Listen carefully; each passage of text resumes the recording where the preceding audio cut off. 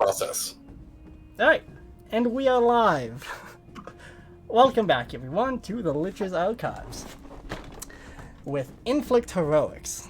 So, let me turn this music down because I'm always terrible at setting it. So, last we left off with you guys, you have been dealing with quite a few things. Pressure has been mounting, and eventually you've been forced to deal with a couple of things, including angering a Lich, having to bring Core back to life, and then setting up a tower and figuring out, well, what other problems could you guys deal with?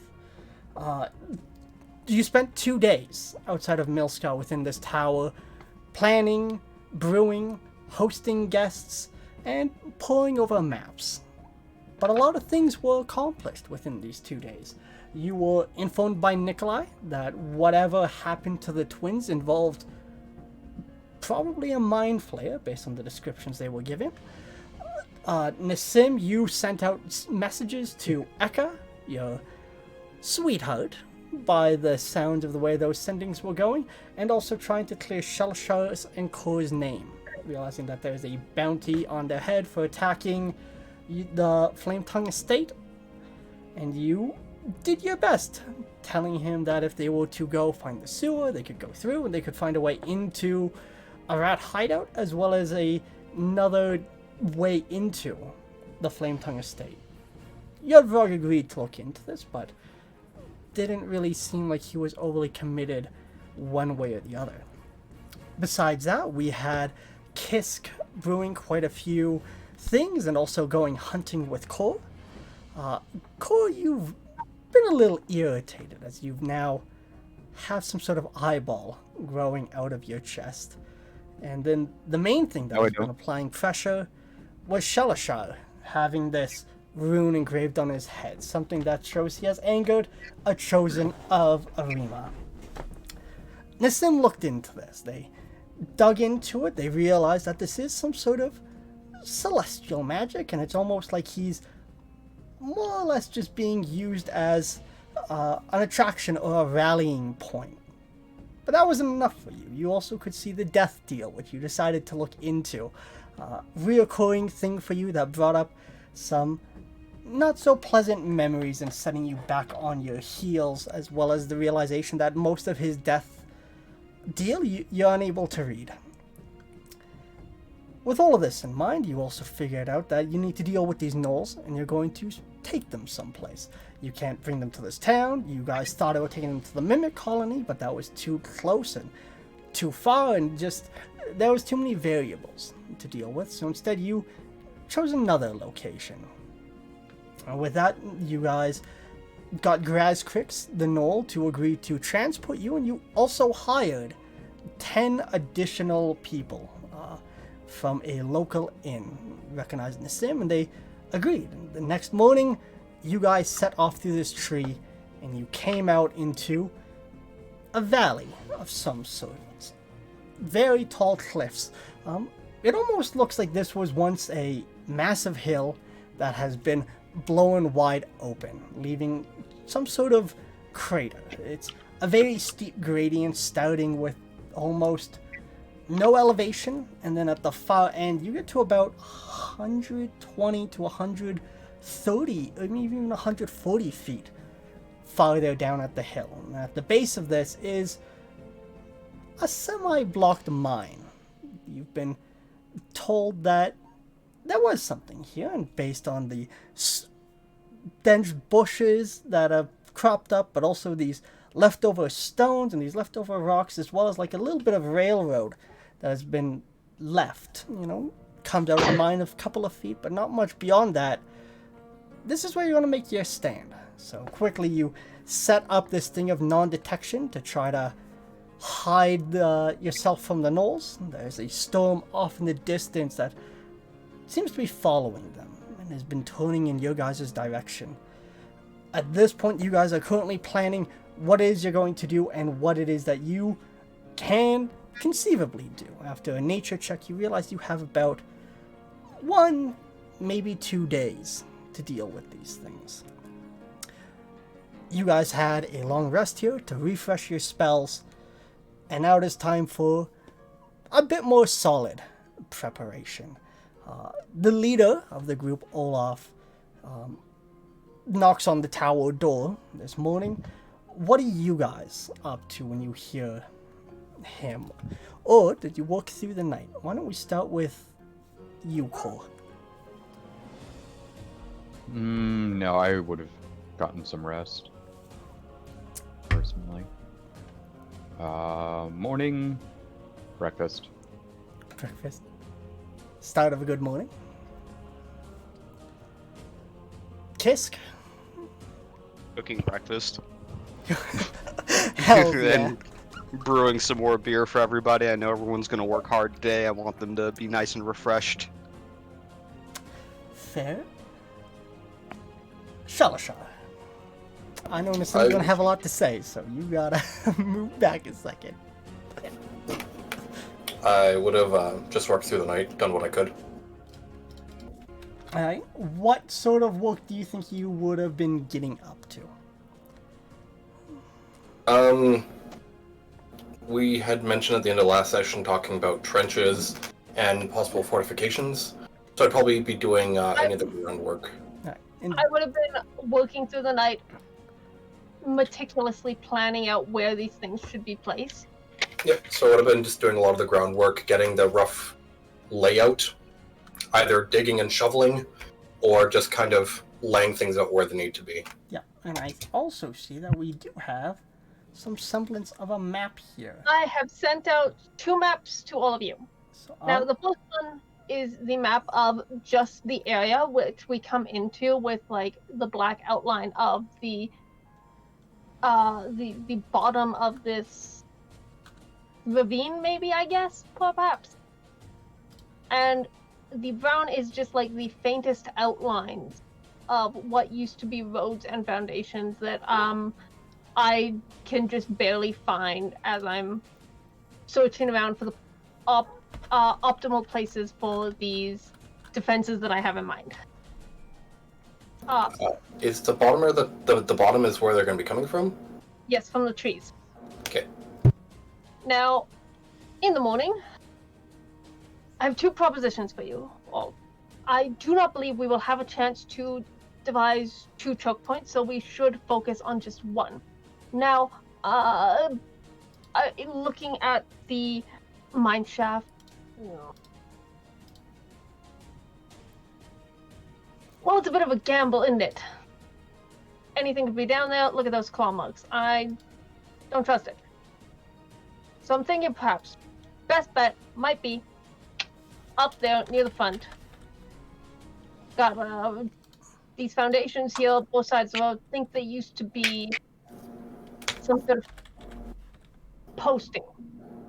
Now, the fun thing that I found there, you fellas, fence holes. Not perfect, but they're already there. Makes it much easier instead of pike wall, boom, there. Fun of it, I'm thinking, discourage them a little bit. Dig a trench, fill it with spikes, put woven grass on top of it.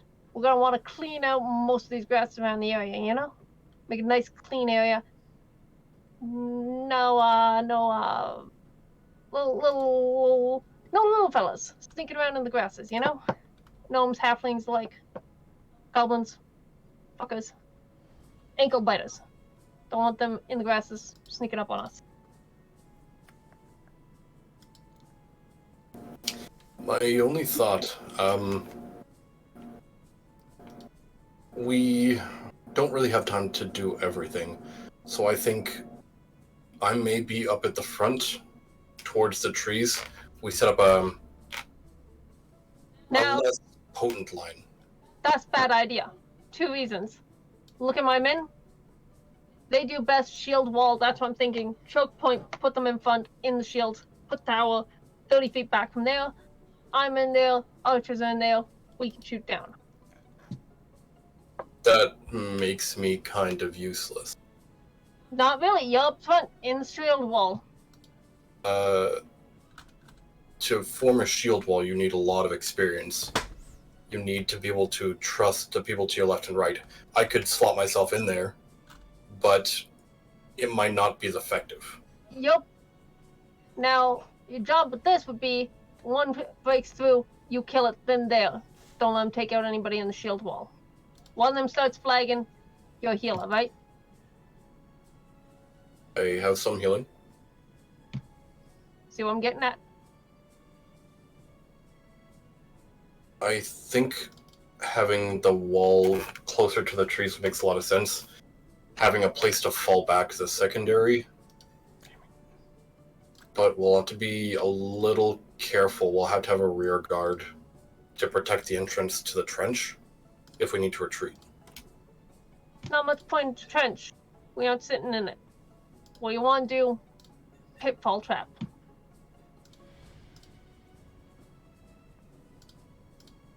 So I mean, I'm trying we'd to have find to- a way to bring the maps up while this is happening. But I'm listening, so it continues. Because I think the tower definitely at the back by the mine, having a place that we can fall back to. Can't do that. Why? I'm gonna be in my tower up top with the archers. I need to be within 30 feet of most of my spells. Cause you got the distance, you got the height, 60-foot range. I gotta be 30 feet back. I'm gonna be 30 feet up. Math. There's out of character. There's no range on the maps here. It's like I don't know how far 30 feet is on the map in comparison I can tell you that. because I have Would be both maps helpful. open. From the entrance to the mine shaft is 20 feet across. From the mine shaft to the trees, it is 260 feet. 260. Okay, so what is it to the front? To the pike wall. Ooh, the pike Like a third wall of to what? From the mine shaft to the pike wall, the first pike wall. Mine shaft to the pike wall. Okay, so the pike wall itself is roughly Is it like a third of it? So like 120. okay. I've got to math this out because I have the dimensions on here, and I know what This is the numbers are. cursed.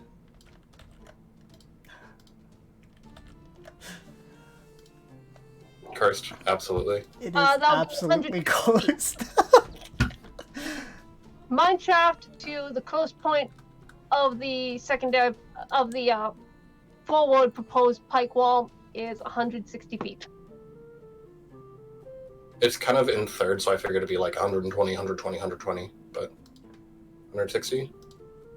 I went based off of what was nearest points, making us make the smallest walls. Alright, so you want your tower near the trees, because you need to be within 30 feet. I want it within 30 feet of that center wall area. That's what's happening now. Why don't we keep the tower further back, and while we're putting up the pike walls, we'll make you an elevated platform. There you go. So that is. I think the tower is a really good point, but it shouldn't be immediately up front. If the shield wall for whatever reason breaks, that'll be free cover for anything. Now That should be our retreat point. that is a solid plan there. I like this idea. If you need to be within 30 feet, we get you high up, and have some ways to fall back to. Yes, I would like to have a heightened position. I'm sure the archers would agree with me. Somewhere a little higher up. Better Yeah. view shooting over you guys instead of through you. I think the shield wall would definitely appreciate that. There you go. There is the other map Now. there. You think you'll have time to make me a platform? We have the guys on the ground to start laying out the pike wall and applying bear traps, whatever we need. I can definitely get to work on creating a platform. Yeah, I'm gonna pencil in a rough platform here. So then, how far back do we want in this tower? I think the tower should go behind the rear pike line. That should be our final stand. Now, I am not sure if we will have that, if we will have time to make that real pipeline. I am thinking, though, something fun to do with that secondary one. Put, like, a little break in there by accident, put some bear traps in that hole. I definitely think the tower needs to go back there, even if we can't get the pike line up. Definitely cover our retreat with traps.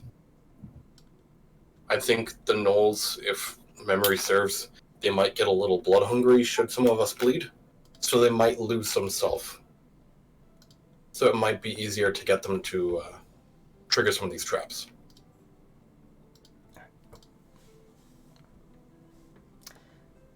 If you want, actually, this could be helpful. You can make either a nature or a religion check about these gnolls. I would like nature. And the rest of you, I'm assuming you guys are there. Olaf like knocked on the door. Not just to let you guys know, but at this point, as the door hasn't been answered, unless you want it to be, he's going to find something else to do, so you can hear you guys like talking loudly through the door. I would have answered it. Okay. And it was 19. 19 Well, from nature. is the door? Olaf was at the door, but very quickly to deal with this nature check. As you mentioned, the whole gnolls could be blood hungry, stuff like that. There is that, but also some of them do carry certain diseases, including, like, you've heard legends of stronger gnolls being able to pretty much give a very terrible form of rabies. It's almost... It's in the same family of lycanthropes, in the fact that there's conditions and they're unable to really control their rage if you are infected with this. Bloodborne pathogens. But it doesn't change your shape, as far as you know. Depends who you ask.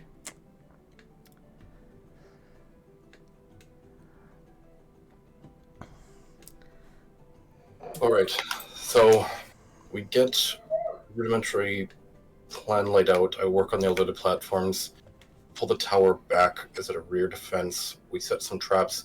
Did you want to do the pitfalls? Or do you think it'd just be more worth it to lay the bear traps out and see what we can do afterwards? Now, be easier to put the bear traps last, see what we got there. Mhm.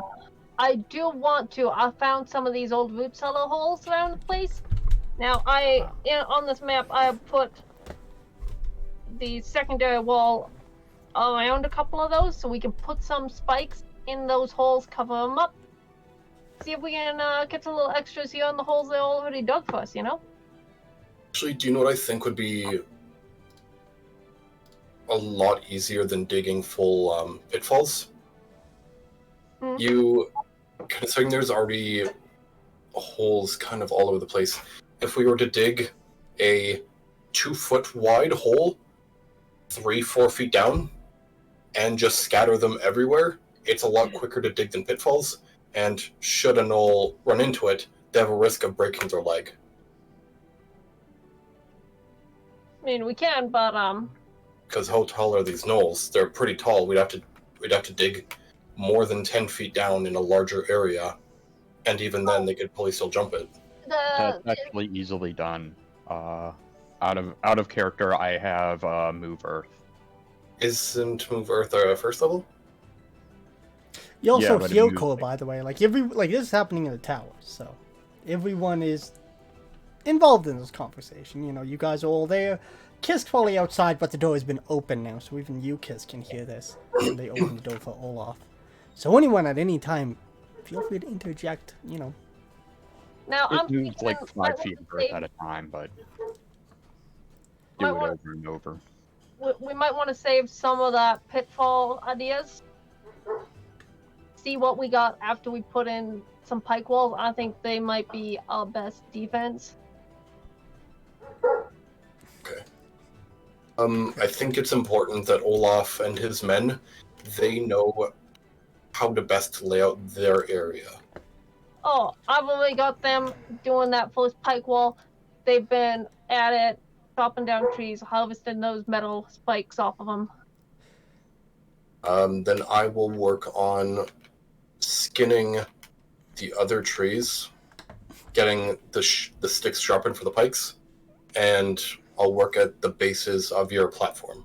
And that's actually what Olaf has come to show you guys as he'll like just gesture out the window, and you can see they've cleared a couple of trees and they've processed them a little bit. They haven't made anything yet, but they do have a couple of logs as well as, some. It looks like they've taken like the strands of metal and they like started to wrap them together into like these weird woven metal poles that are like. Now that is what we're doing. end. We do not need to sharpen the sticks. The trees come pre-equipped. Well, you gotta break quite a few to get them, but as long as you're But careful that's- filming the point. That's real wicked though compared to some of the other stuff, isn't it?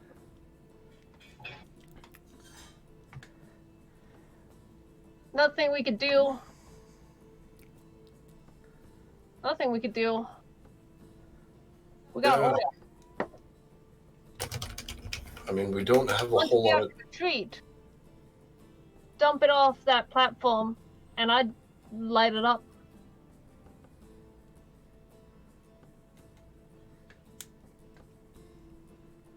I mean, that'll be a good plan. Did you want me to build you a ladder down? Get like a rudimentary ramp? I think just simple ramp up behind it. Ramp up to a platform with a bit of a wall in front of us. Keep us somewhat protected. I might need your help with that, Kurt, just to help compact all the earth. Mm-hmm. We either spend extra resources or just move the earth from a hole into a ramp.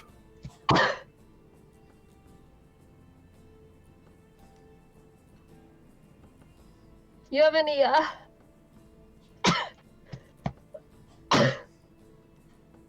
you have any things to weigh in on here, Coral Kisk?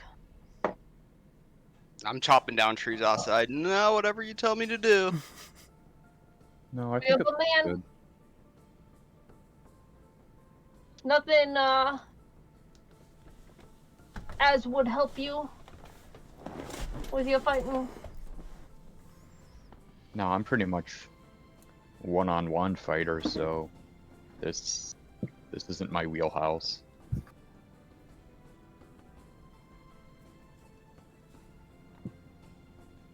Right. But I With- can take care of all the digging, so just point out where you want that, and I can take care of that. Supposedly, my thought is focus on that full wall. That's gonna be the shortest. That's gonna be the shortest one to deal with, and it'll be a main defensive position. I'm thinking. We put shield wall in the gap in the front. You three stand in back. Maybe put his echo in front of the shield wall. He's the healer Even guy. up back He's and really forth. cool. But my idea is, an owl gets pulled through every now and then. You guys kill it. We'll make a gate. Okay, we can do that. Olaf We don't need does ask rather quickly. Just so you guys know, we do have a cleric and a bard with us. Where would you like these two? Sissel's the bard, Inga's the cleric. How wide is your shield wall? 8 wide? Not quite, no. It was, he knows this, I have to count it. 4 of us.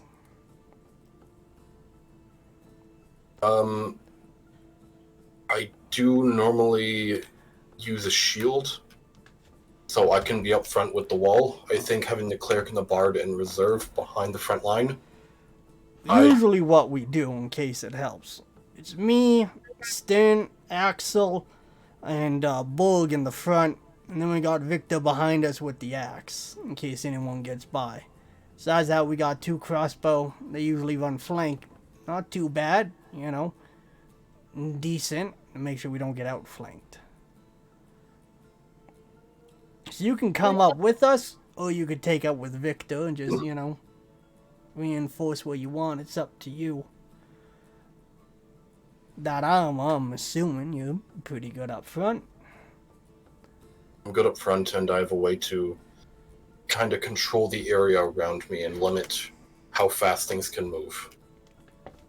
So I do have some healing, but I am best up front.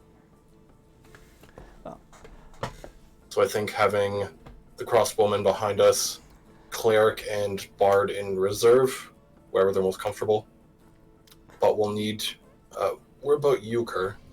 Where are you going to be? You are kind of our powerhouse. You and Nassim have our burst damage. I think think I should. he might have to join Axel and Kisk. Be the second line. Yeah. Axel's in the wall. Victor is the axe. Victor. Yeah, I'd like to try to save my strength until the larger kobold or the larger gnolls show up. And Now- Because you know they are. And don't forget, Nassim, we do have the big one circling around behind the gnolls that are coming in. So we do have some attempt to pincer them. Hammer and anvil, if you will. That is one man. That is not a pincer. No, but That seeing is that his collection of bodies, I'm that. confident he can handle himself. That is a vod up their asses, though, isn't it? We haven't seen him since last night. You wouldn't. Oh. You usually wouldn't, and we have a way to contact him. His hyena's gone too. He's usually within smell range, sight range. He almost always knows where we are. It's a little unnerving. If you say so. I think my next question is: are we doing any sort of reconnaissance or anything like that, or are we just building some stuff and digging in? They're coming here. We're gonna bully in like a fucking tick. On a troll's ass.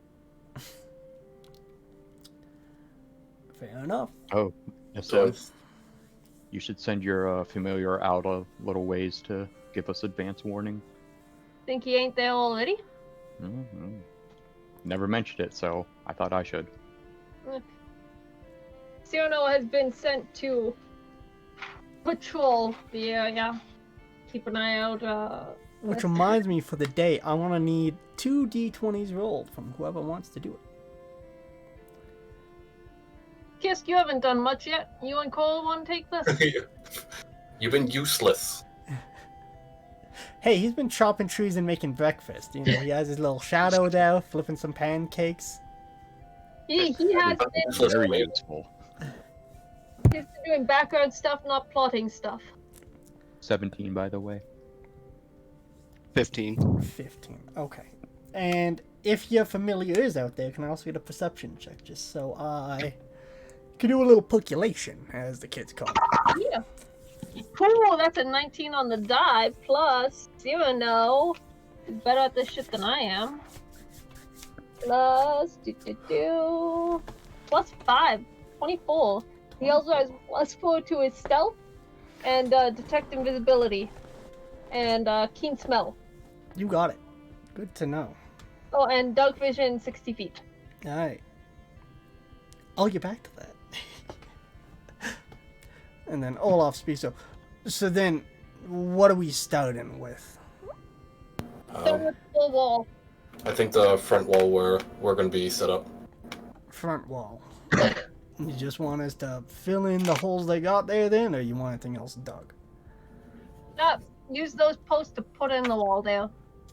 It's not really posts. You look Well, outside and like they pretty much like they've cut down the trees, and then like where the metal was, they've like pulled it out as best as they can. But they pretty much just have like trees, and you see Bulg, who's like this Goliath on top with an axe, and he's like trying to chop his way through to like split these trees in half or into quarters. But it definitely is taking time. I have faith that you guys know what you're doing. I'm gonna leave you to it. And I'm gonna... You think it'd be more effective if you were bigger there, Bulg? Makes the axe bigger. I pat him on the thigh.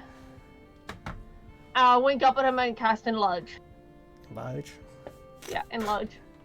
He gets rather large. I believe it doubles the height, right? Yeah, Doubles their size, multiplies their weight by 8. So he's like Yep. 18 feet tall now. probably rip up some of the smaller He's- trees by hand. Yeah, he's a big boy. He gives you a nod. Thank you, and he gets back to work chopping that. That lasts for what, 10 minutes? Or 1 minute? Let me double check. I think it now produces a minute. Wait, why am I looking it up here? I wrote it in my freaking notebook, so I don't need to rummage through there. Yeah, concentration up to a minute. Concentration up to a minute. Alright, so he has a minute of God mode. In that case, let's say you I go to cast also- this, and Bull goes, why don't we wait till we have to move these? Fair enough. I can also give you 3 minutes. 6 if I really want to push it. I would recommend maybe we wait until we gotta move these and then position them a lot easier that way. Let me know when you're ready for it. Just call out. Alright. And the plan is to build an actual wall. Something that is a good enough wall to deter things from passing through it. I mean, it's like a basic wall against cavalry. You're literally just building pikes, lean them forward, give them something to brace on. Okay, so not really a wall as much as like a pike wall.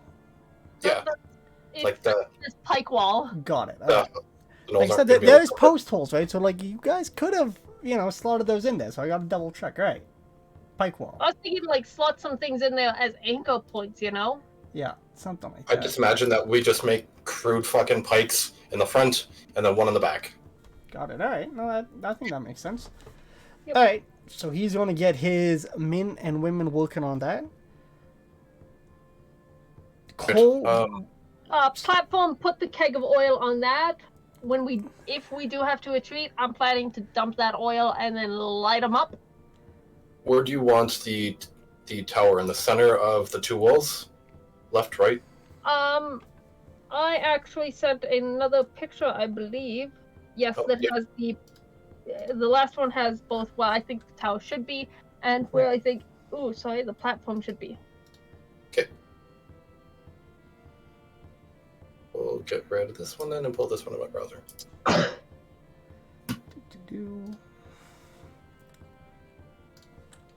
And if there are any weaker looking parts in any of the walls, we could put up 6 bear traps behind those areas to kind of like something that might break through.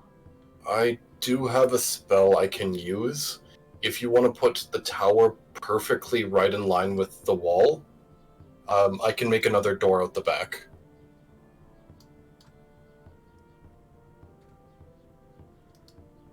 I don't want to give them room to move around the tower, if possible. Funnel them through the doorway.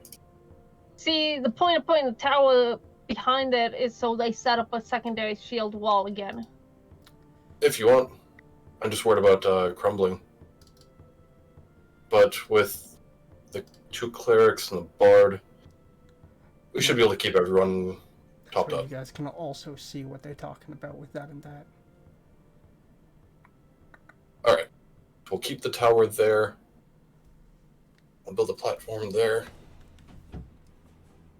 Alright, I think we get the platform and everything laid out. And then we'll see about pitfalls, bear traps, anything like that. See how far we get with 2 pike walls to start with. Yep. All We'll right. work on getting the pikes ready. So you're gonna go help the pikes then. Yep. Pikes, and then I'm going to be using my battle axe to shred and basically get legs working for the elevated platform. Okay. I am going to use my mage hand, which is a flaming mage hand, It can move 5 pounds. to, hear me out, heat up the metal and twist the points together. You don't need a lot more than 5 pounds of pressure to do Yeah, that. but heating it up. Yeah. Make No, it malleable.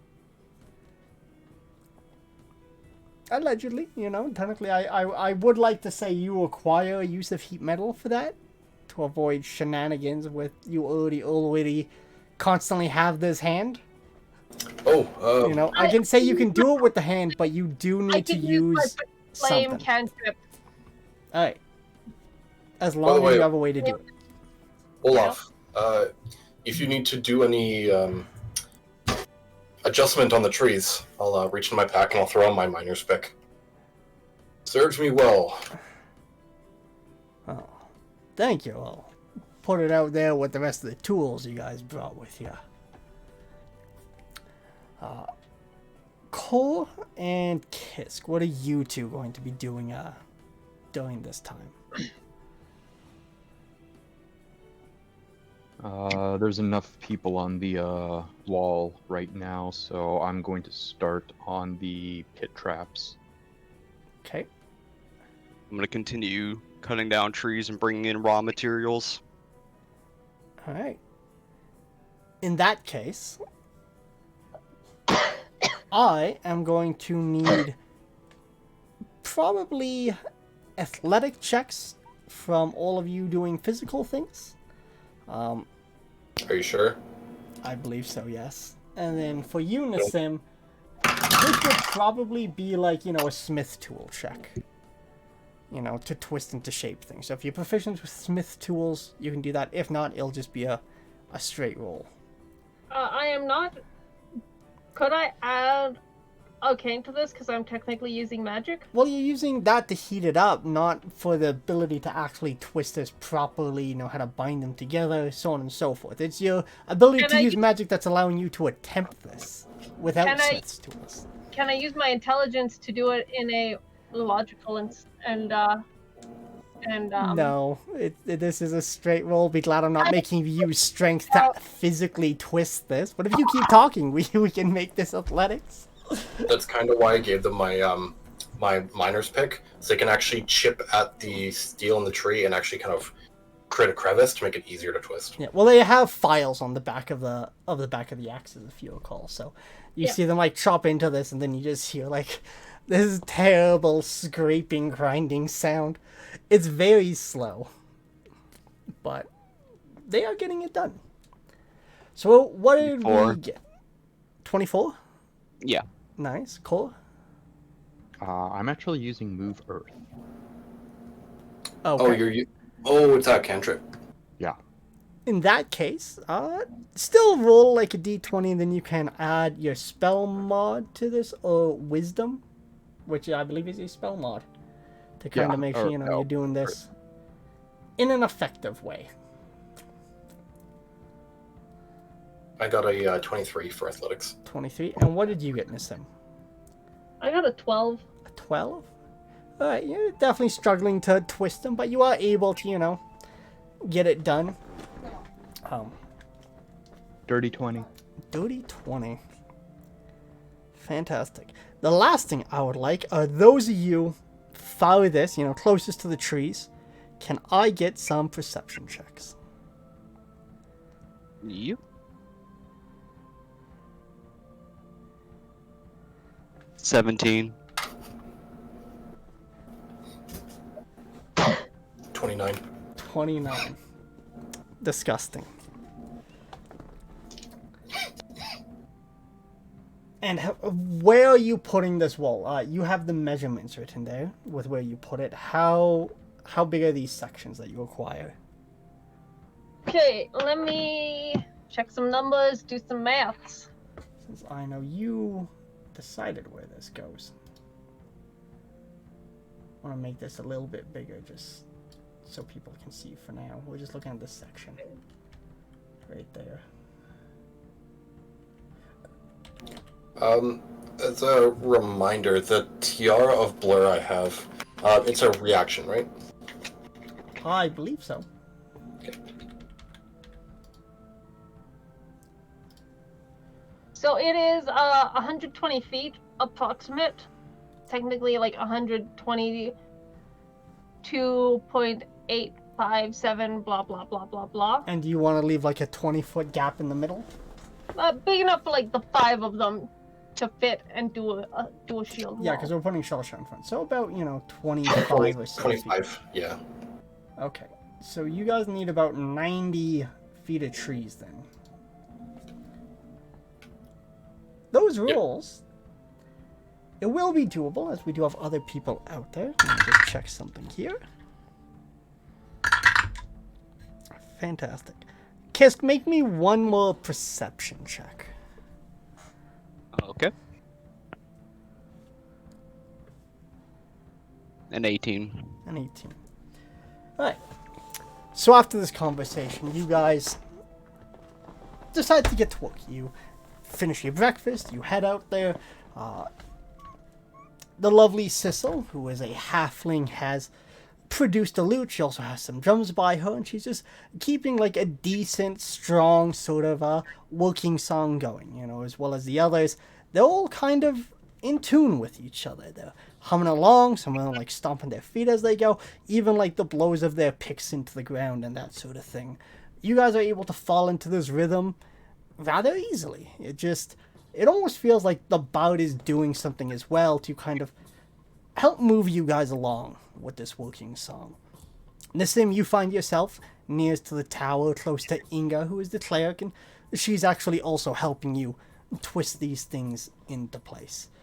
It is back-breaking work, though, but Kisk, especially with your shadow able to help you, and being such a large fellow, you're able to really put your back into this and carry through most of this work.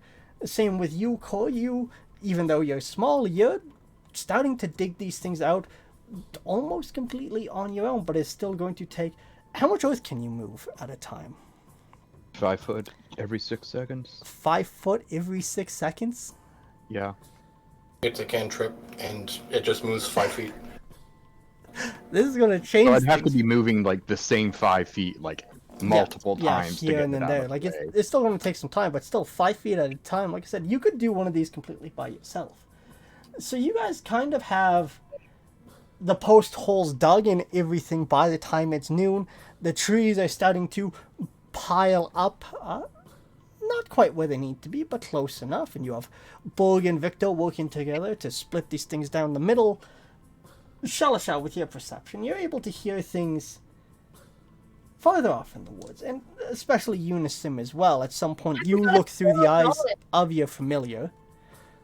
Where did you send your familiar? Just patrolling, but I forgot I have borrowed knowledge. I can use that to give myself knowledge of smith's tools. Okay. In that case, you can add proficiency to what you rolled, which I believe was 12 plus, 3 at this level? Yeah, 15. Got it. That's an improvement. No, it definitely does help. So he's just patrolling. He's not going any place super far then. Yeah, he's mostly like early warning system, Okay.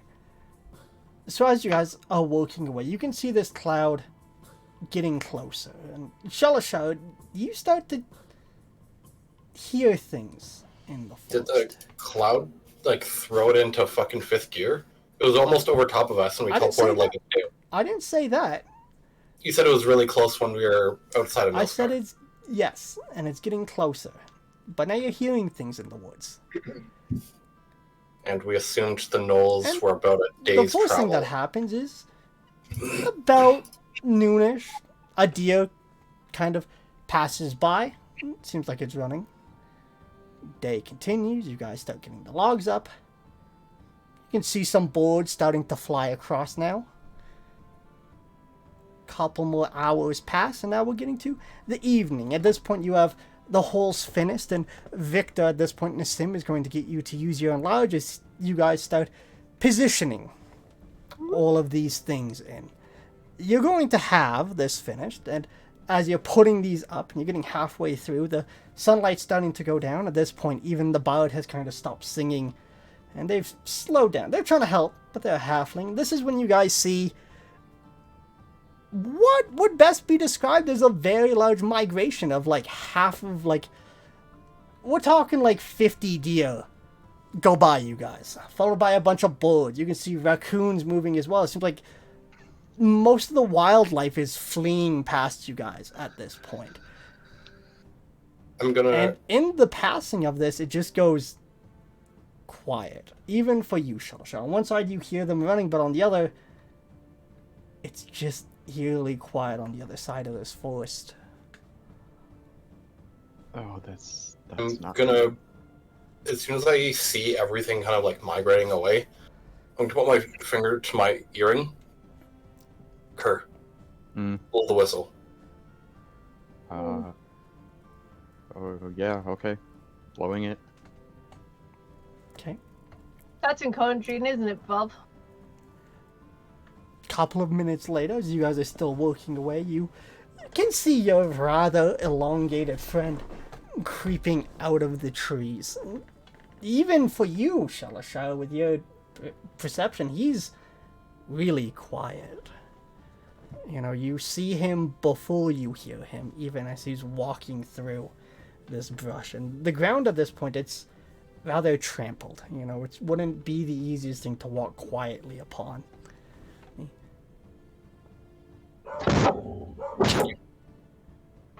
Can I help you? So we're getting all of our barricades up, but I noticed that there's. Did you see anything while you were out there? There was all the animals are leaving the area. Has to be something. The hunters are coming. They're Do you rather know- loud. Do you know how close they are? How much time we have?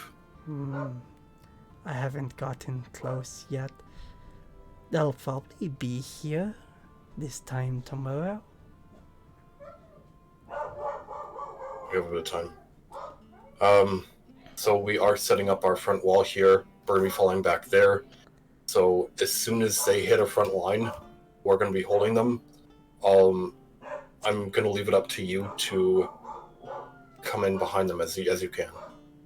I mean, I'll be around them soon enough. I'll be sure to make an appearance. You do what you do best. Hunt. You should know they have another chosen with them. And a few other things. Can you tell me anything about that cloud that's following us? That storm? That? I can't tell you much about it. I could get a closer look, if you would like. If you don't mind. In that case, I'll be back soon. Would you like me to bring you something to eat? No, thank you. I think I'm good. Well, suit yourself. I like your walls. And he's gonna like touch like one of the pieces of wood. He just knobby little knuckles just kind of wraps around the entire thing and gives it a little shake. Well, we'll see you soon. Just wanted to make sure that you're still in the area. I wouldn't miss this. Okay, we'll blow the whistle again when we see something. No need. I'll get back when I get back. Alright. Good hunting. When you say that, he just kind of like smiles. His mouth is still rather grotesque to behold. He's gonna slink off back into the woods. I'll call out to kind of everyone in the nearby area. So, looks like we have plus or minus 24 hours. All the animals are leaving. You just hear Inga go, "No shit!" Just an update. I don't know exactly what the Chosen are, but it looks like the Gnolls may have something else. I'm not sure if they're giants, I'm not certain what the Chosen are, but I believe the Chosen, when last told, are much bigger Gnolls, like that one. So we just gotta be wary. If you see anything weird, fall back. If we need to, we can always regroup. Don't do anything stupid and risk your lives. Regroup where? We have the rear line. We have the tower. We have the mine we can funnel them in. Maybe we should check the mine then. You don't know what's down there any more than I do. I'll go peek my head in, see if I can hear anything. But I would much rather, even if we need to fall back there, the mine entrance, we can at least make a wall. We can make a stand. We have enough that we can make a wall and protect our back. But you guys seem pretty much done for the day. Grab something to eat, grab a drink. Let me know what else work you need done over here. You got it. It has been a long day of work. What's the plan for tomorrow then? Finish up any bear traps, any other traps that Nassim can think of to cover what we haven't gotten already. Then get a good rest, eat, and hope it's not our last meal. I'll be serving dinner to everybody and drinks. Alright. I would like to say I am terribly sorry for that distraction. There was a man looking for to do fundraising for the Special Olympics. So if you guys want to Olympics. So if I want to participate, now's my time. yeah. So just so you know, what you missed is a bunch of animals were passing by. Seems like things are fleeing in front of the knolls. They asked Grazkrix what's going on, and he said, I'll look into it. They have some chosen and some other things with them. And then Shelsha asked about the storm, and he said, oh, you'll look into that. You guys have about 24 hours before things arrive. He said he'll arrive before them and let you know what he finds out. So we have 24 hours more to work with. Ish. Will we have time to do the second wall? I'm going to be working pretty much the majority of the time. Yeah. I mean, you Even will if take it's just- exhaustion if you do this. Like, you are... Well, I'll still take my 4 hours rest, but I can work the majority of it. I don't necessarily suffer any ill effects. Except for exhaustion. Yeah, but if I still take my long rest, which is 4 hours, because Yeah. health. But you can spend some of that time Yeah, I can still sharpen branches and everything for the pike wall. I can still do. Well, you things. still a trance is still something that you do have to go through. Yeah. It's not something that you do light activity through. No, but I don't need to necessarily sleep or anything. So I have 4 hours that I need to allocate towards the trance. The rest I don't eat. I don't need to sleep. Yeah. Alright, well, as long as you are taking your 4 hours of uninterrupted trance.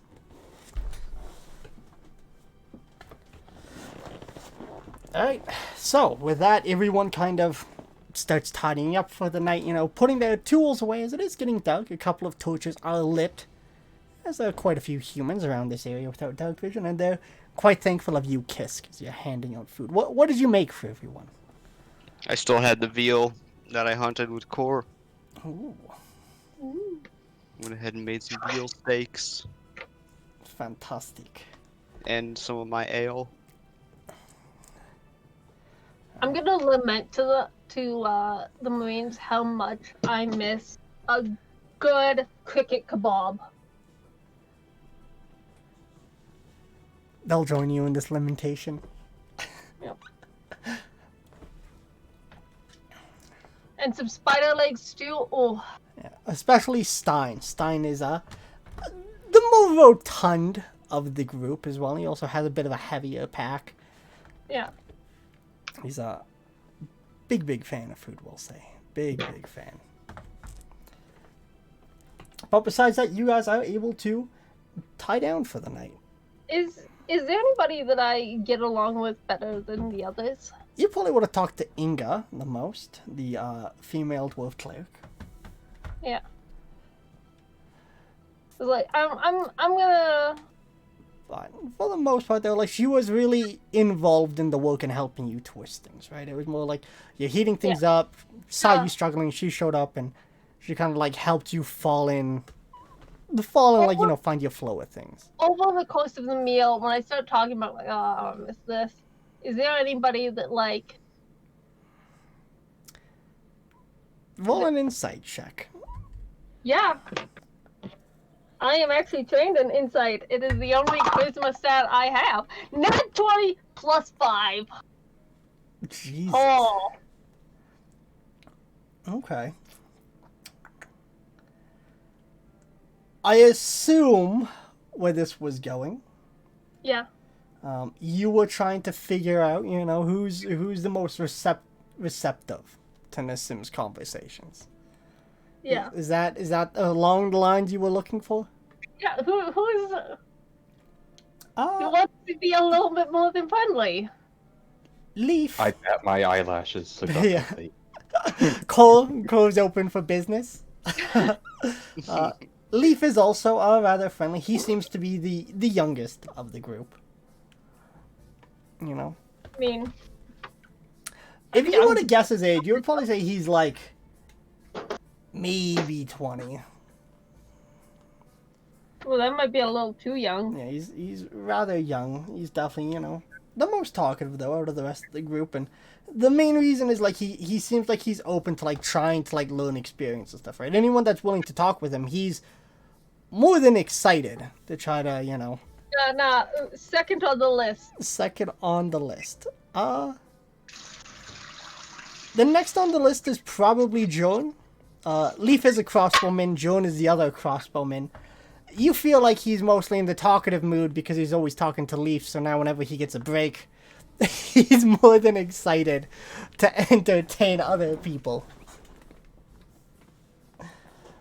If I try to flirt a little bit, does he seem down to clown? Down to clown? Yep.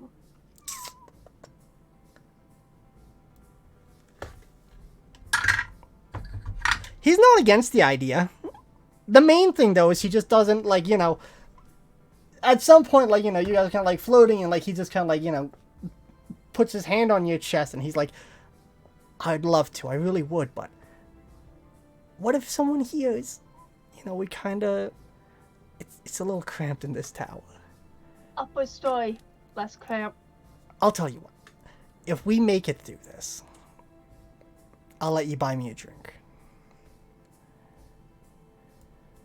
But wouldn't you like to if one of us doesn't? What if you want to get a little handsy? Well, then I suggest we make sure we make it through this. You're lucky you're cute. You know, I give you a little wink. Okay.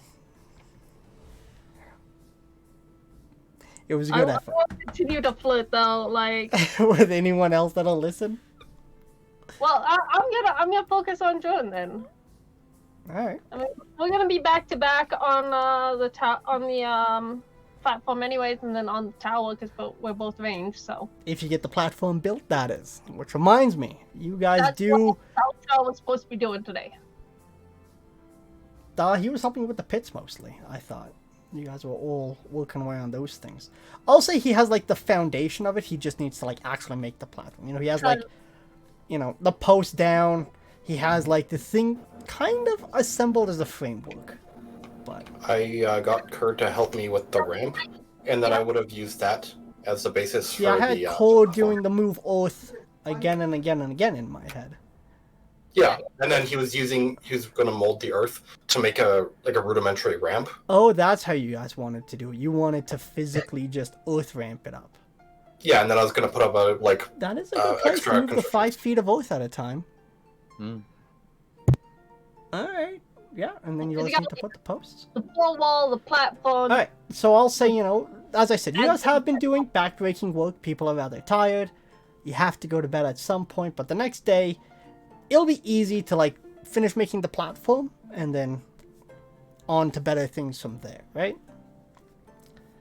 Is anyone taking rests or stuff like that? Yeah, I'm Sorry, taking not a long rest. rest. Watches. I'll take a watch. I'll do my trance during the first watch, and then probably take second or third. Second or third. And are you planning to keep your watch or to just get back to work? Probably, mostly take my watch, but like just sharpening pikes and stuff, kind of like absent-mindedly. Keep production flowing, basically. And besides, like, the Marines are also, like, they're completely, like, if you guys need to rest, Olaf is saying we can break it up between us, we can do the watches. You don't need to worry about anything if you don't want to. We want to keep our watches anyways. It's kind of something we do. Honestly, you guys need the rest. Do what you guys need to. Be fresh and ready in the morning. Well, we're taking those watches, one way or the other. But, appreciate it. I take no watches. You're like, say less. Although, if anybody will listen, I will read a chapter from. Ooh. Somebody pick 1 to 13. 12. 12? Okay, I'll read. If anybody wants to listen, before I go to bed, I read a chapter of Beg and Burn. I am there with bated breath. Like, I'm sitting there, my legs crossed and everything. It is a very intense love story of a pyre and a criminal. A little bit of BDSM in there. I'm loving it. He's trying to Like the slime. save the soul of this person, this criminal, Alright. while also helping to uncover a murder that the criminal witnessed. I'm there for it. Yep.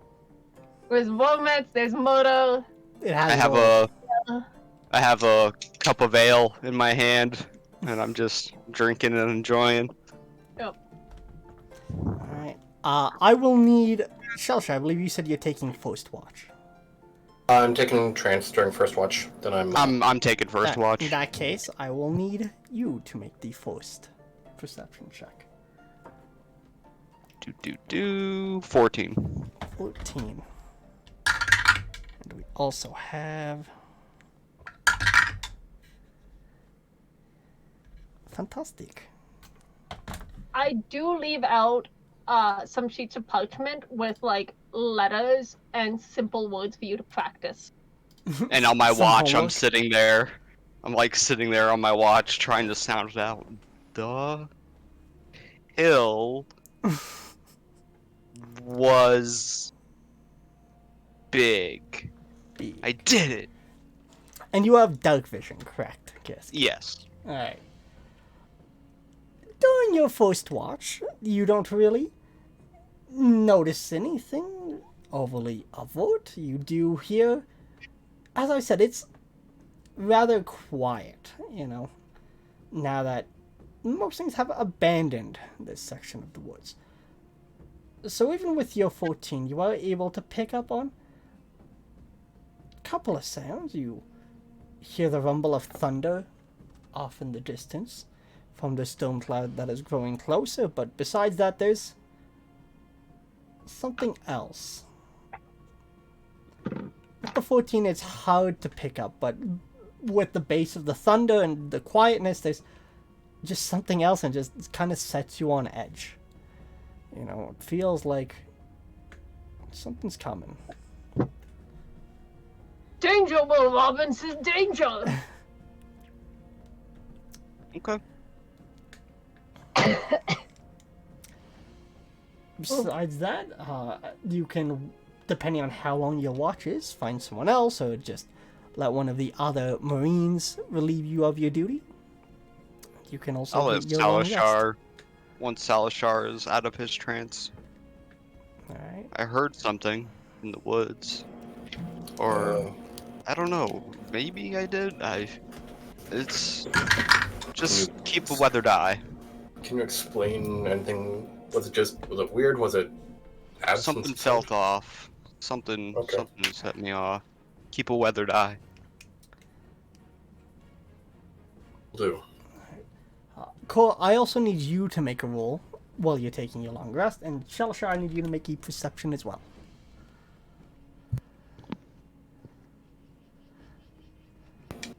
14. 14. 34.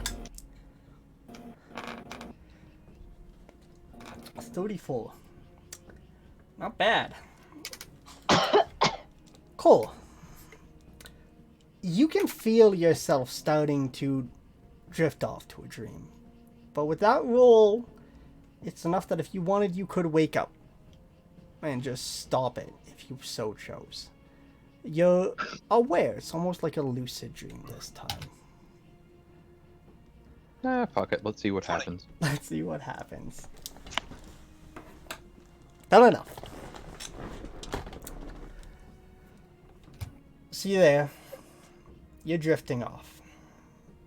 Your eyes close and you have your usual oblivion that you drift off to, and then it starts to take shape.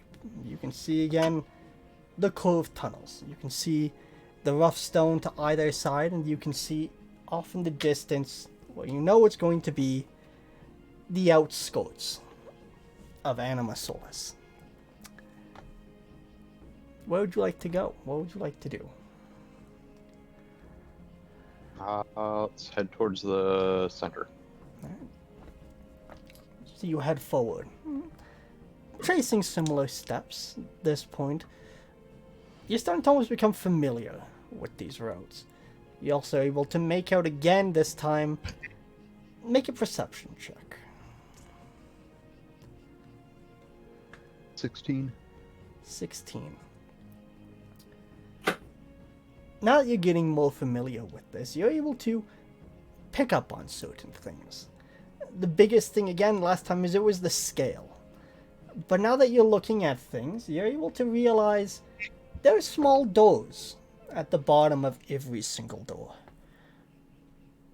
And then looking around at other things, specifically like the stone itself, you realize that you're at least 20 feet tall. And these buildings are built for beings of that size. Looking down at the other doors, which the size they would probably be the size for a normal human. You also start to realize there are other oddities throughout this place. You can see signs as well that are built for shorter people, you know, the humans or whatever lived here. But you can also see other things above the sign. But you make either an arcane or a history check.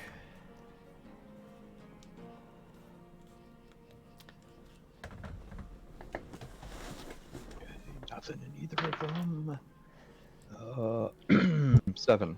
7.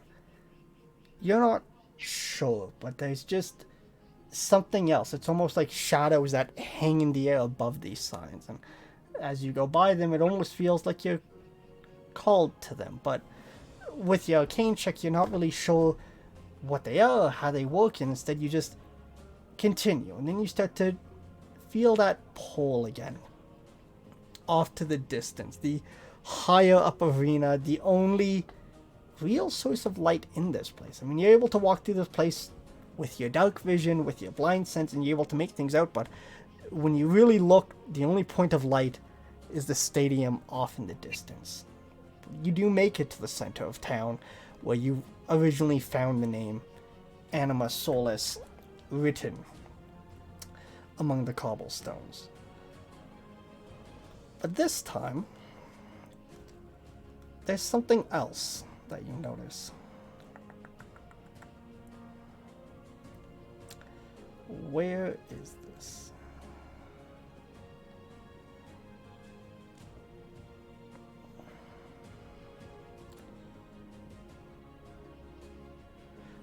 Make one more perception check for me, just very quickly.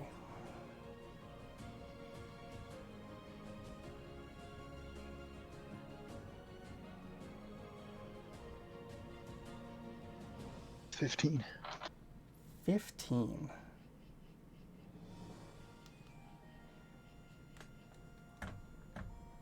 When you look at the letters, you can see there's something else there. It looks as though there's another name written.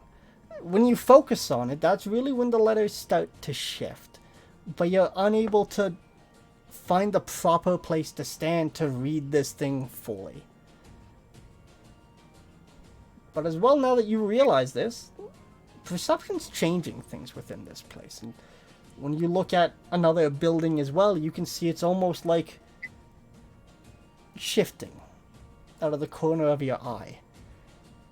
And then you realize you're looking through your chest. And you look down and you can see the eye in your chest at this point is open, and it flips up and it looks towards your face. And as the vision meets, you wake up. You're in your bed, your armor is still on, everything is roughly the way you left it. But your heart is pounding in your chest, and the eye as well, you can feel the eyelid is like jamming against the inside of your armor.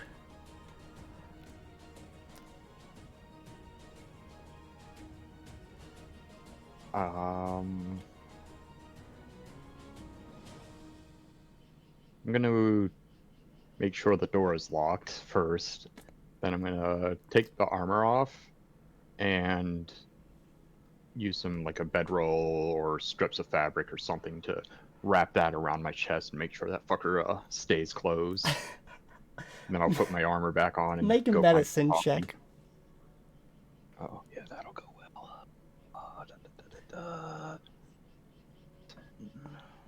I love the idea of you just sitting there on a rock doing this, and Salashar is like patrolling like 100 feet away, watching this. Like, 11.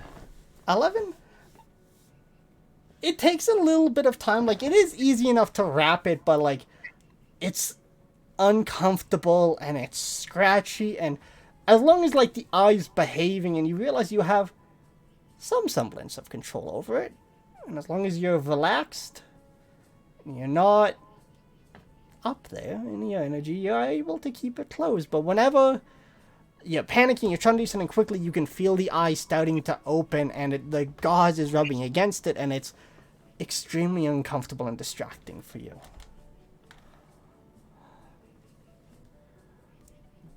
Stay still or I'll put some salt in you.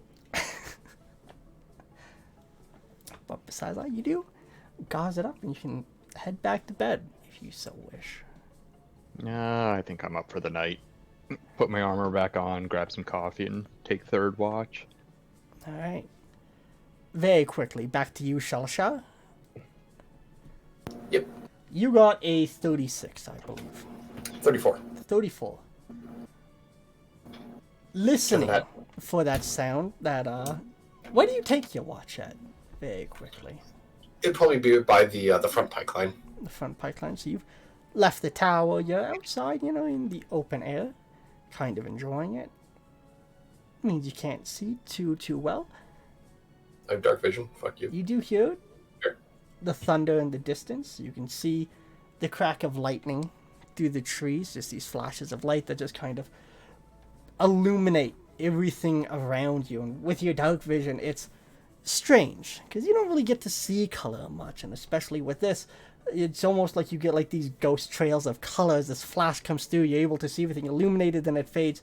Your brain vaguely remembers the colors of the trees, the green shades of leaves, but then they fade back to the same ominous gray colors that just kind of press in around you guys. And then you hear it. Not quite timed with the thunder. It's a little off once in a while. This weird crashing sound. Something else moving through the trees over the course of your watch. And with that, you can hear it's getting closer. Not only is it getting closer, you can also tell it's going a direction. It's going to be coming off to the side. It's going to be roughly, as I said, like this is a gradient where it starts at 0 feet, it gets up to about 120 to 140 feet in some places. It's going to be coming out around the 80-foot mark on top of this hill. And the hill is to our back towards the tower. Well, you guys are, as I said, like this place was blown out of this hill.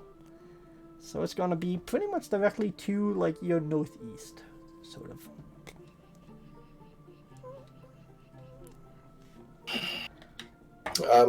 Can I, with my knowledge of maps and navigator's tools, can I kind of use my survival abilities to discern how far the sound seems to be away? Make a survival check for that. That is not that fucking 20. That is a 26. 26. And you're trying to gauge how far away it is. Yeah, based on the sound, the cracking, how sound echoes, and having looked at the map all of yesterday to kind of what we're doing. It would be difficult to position due to the echoing of the trees, but still with that roll and your ability to be like, okay, well, things echo through this, things are carrying for a large distance, could be about 3 hours from now before whatever this thing shows up. Maybe could be longer or shorter as well, because you're just hearing this sound getting louder and louder. Even with your perception, you don't know what the sound is or what it could be coming from. You know, it could be something massive farther away, it could be something smaller closer. So you would guess 3 to 5 hours, depending on whatever this thing is. How long has it been since everyone went down for nappies? This is probably about the 6th hour mark. Fuck. Maybe 7.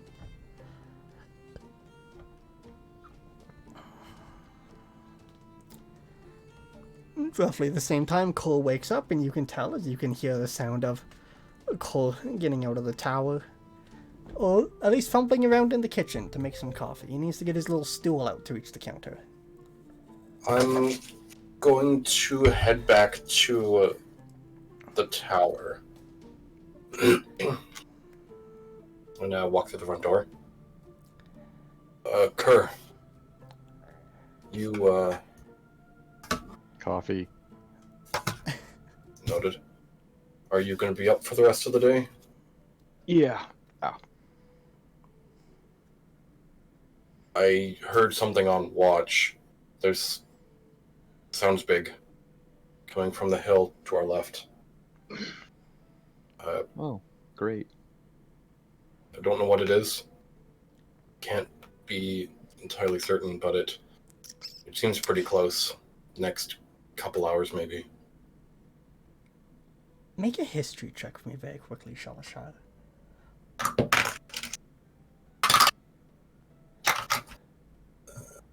To a proficiency in history, so that is a 17. 17. Based on the sound, and the fact that it is periodic, and the fact that it also sounds like it is trying to be hidden with a thunder, you would understand that it's probably something deliberate. Mm-hmm. Might not be movement, and might even be mechanical or some sort of practice tactic. You know, when you're thinking of it, you're like, something could be moving out there, but I also feel like it could be something else. You know, that it's an active attempt to hide this.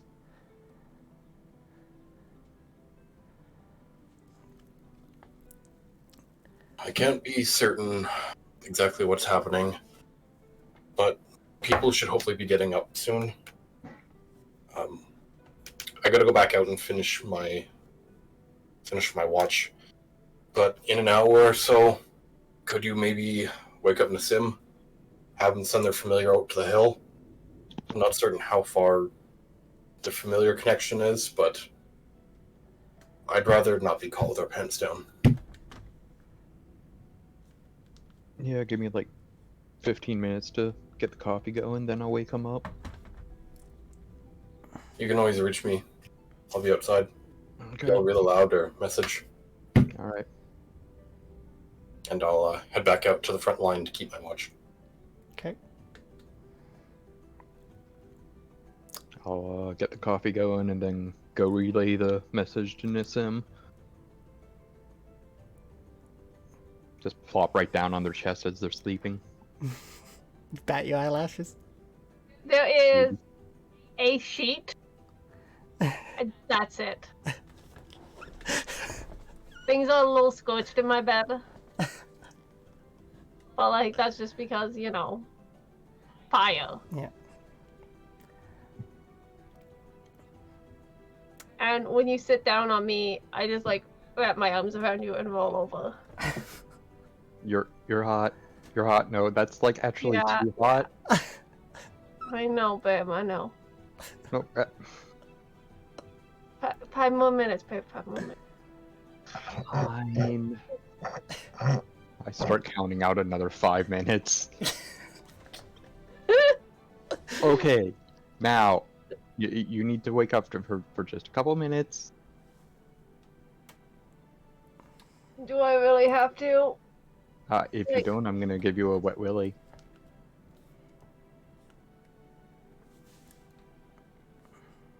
Now, the wet willy I know involves a bit water genasi and a lot less clothing.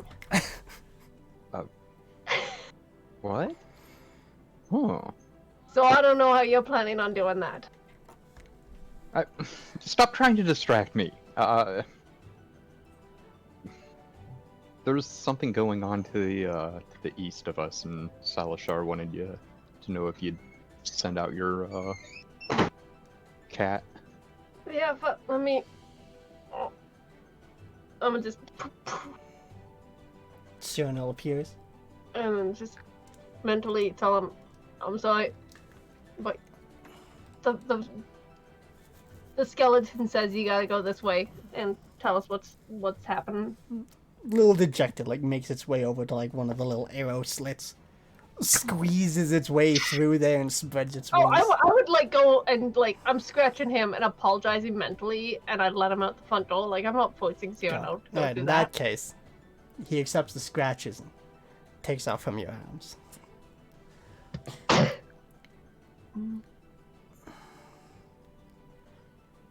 You're the best. And besides that, everyone else, you guys can wake up. I'm now covered in cat fur and feathers, and I just have one sheet wrapped around my waist, held together in a fistful. Kiss comes out. Oh my god, I am so Right sorry. Right in my face. I didn't I didn't know. Did you need a minute to get ready? He's Oh like, no, we're done. Oh, goodness. Weird. Wow. Oh. Why are you being weird about this? It's just been a while since I've seen anyone nude. You guys clearly have never shared a barracks before. And I just like tiredly nod to you guys just hear in the and back, you just hear Borg, like and I'm Victor going- and Bulk, they're like, I don't know, pants were optional. Everything's optional in my tower, except for consent. Alright. Coffee's ready, everyone. Alright. I'll get breakfast started. Guess I'm already down here. Alright, with that, everyone kind of wakes up. You guys start having your coffee. Kiss gets They're started on getting better at breakfast. coffee. And Still tastes disgusting. Yeah, but this time, not so burnt. Congratulations, you're getting there.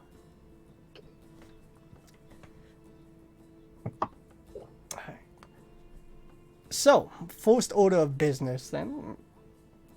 where would you guys like to allocate yourselves for the day? I have an out of character question for you. Okay. Do I need to have bought the paper and inks to add spells to my spell book, or can I just convert gold? You can convert gold this time because you guys just left, like, a settlement. So I would have said, like, yeah, no, you would have known. But if you guys are doing, like, longer stints or you haven't, like, just left town, then it would be one of those things you would have wanted to have tracked a little better. I would try to beg Kisk or Cole for 100 gold. I have like 15. I have 100 gold for you. You're the best. And this way I can put mage armor in my book. Pay it forward, right? Alright. It'll take you an hour to do. Nothing too bad. Yep, but now I have mage armor, and that's the important thing. What about everyone else? Where are you allocating yourselves? I will also need a perception check from your cat. Yeah, can do. Ooh. And also, where do you want Olaf and his men to get to work? Just do the best they can to work towards the plan that we have set up, and let me know if we get... But are you guys going for the second wall, or are you hoping to get, like, the bear trap set, or... The second wall, the bear traps are, like, the easiest thing to do, so I would say they should be last. Okay, so you want them set on the second wall. Yep. Okay. Cole, what are you spending your time doing? I think we'd be able to get the second wall completely finished if part of it was like a really wide spike pit. Probably. And I could get that set up. Okay. Shalashar. Mhm. Where are you spending your time? I would probably be near the front, setting up any bear traps, making sure that the elevated platforms are all ready. Basically, keep an eye on what's kind of coming straight forward. I want to be in a position where I can rotate to the front. Okay. And Kisk, how are you spending your time? Making sure I'm still gathering up raw materials for everyone, finishing up preparations, sharpening sticks. Okay. And Olaf is going to ask, like, so we're not checking the mine then. We're hoping that's fine. I mean, if things go bad, we don't really have a fallback unless we look into that. I'd check it if I had time. Let me do this. Let me do the spell. Let me do the two spells. Let me go through my book a little bit. Well, I and want then... to get through you first because your cat is on a mission. What did you get for that perception check? 17. No, fuck. 17 plus 5. 17 plus 5. 22.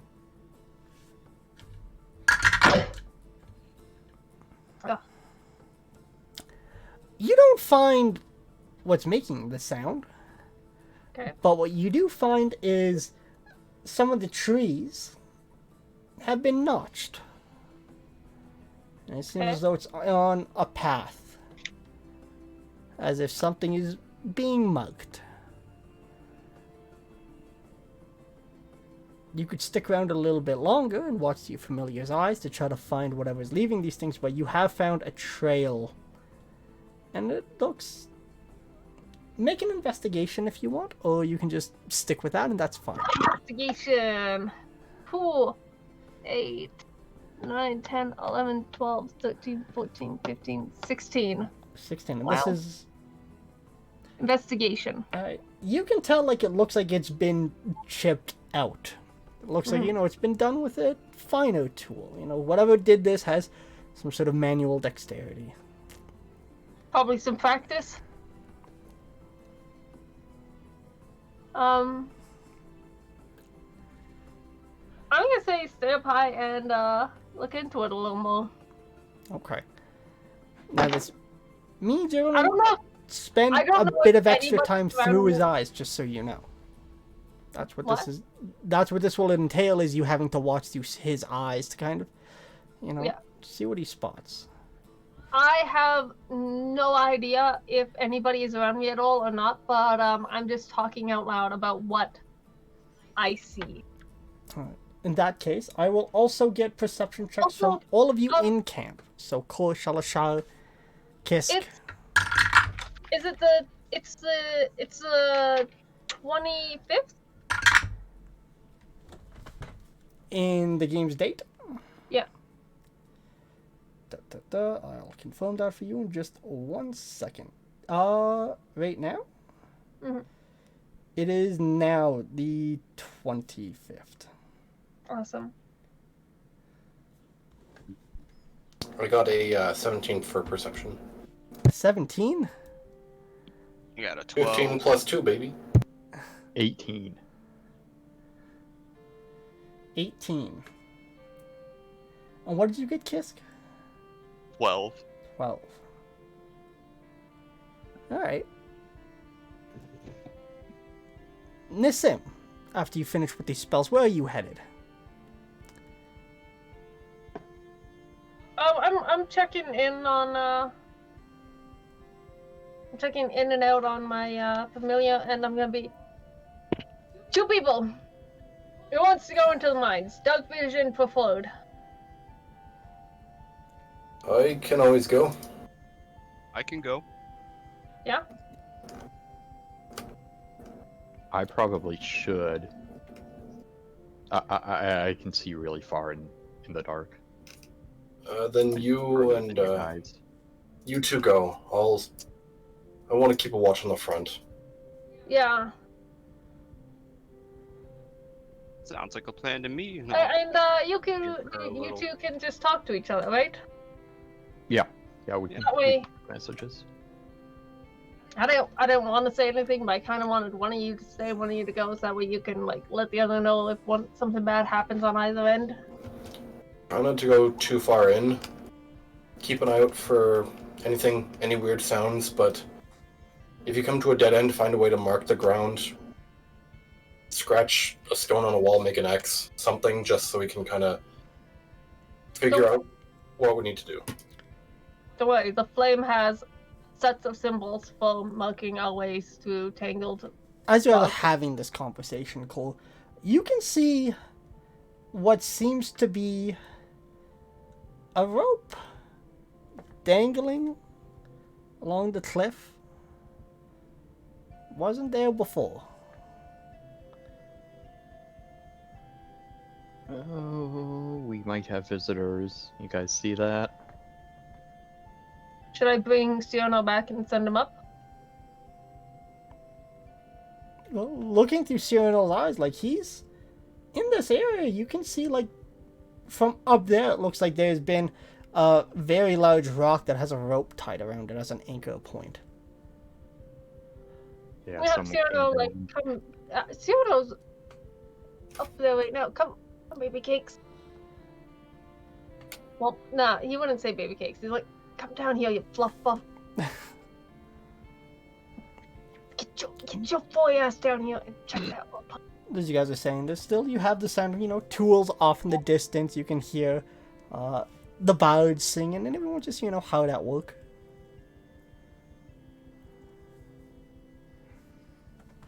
So, yeah, someone probably came down. What does Siono see? As I said, from you have him checking right now. Yeah. Make another perception check. Okay, that is 17. 17. Not much.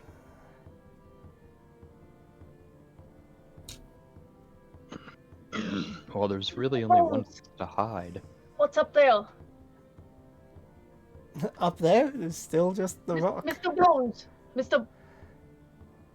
Yeah, what can I do? You want me to climb up? Do you want me to climb up there? Does the rope go all the way down? Yes. Give me a minute. How? No, Cyrano has already been up there. We need to find out what came down. Nothing as far as I'm aware. Heard You the guys are, sounds like, last night. by the front gate, kind of having this, where the platform has just been finished. Can you get your familiar to chew through the rope? I mean, yeah. I'd say I just get rid Do of the one rope. better. And I send Cyrano up there, and when he lands on it, I cast produce flame through him to just burn through it. Okay. The rope ignites, burns itself through, and falls into a heaping burning pile. Sorry, a burning pile of hemp. Maybe Didn't we hear. maybe we check the mines and Salashar can get the mercs to Where did we find this do a rope sweep. along the wall? It's on the northern side of the thing, about where it is 60 feet high. So about halfway. It's almost in line with the tower, now that you look at it. Okay, so about in line with the tower.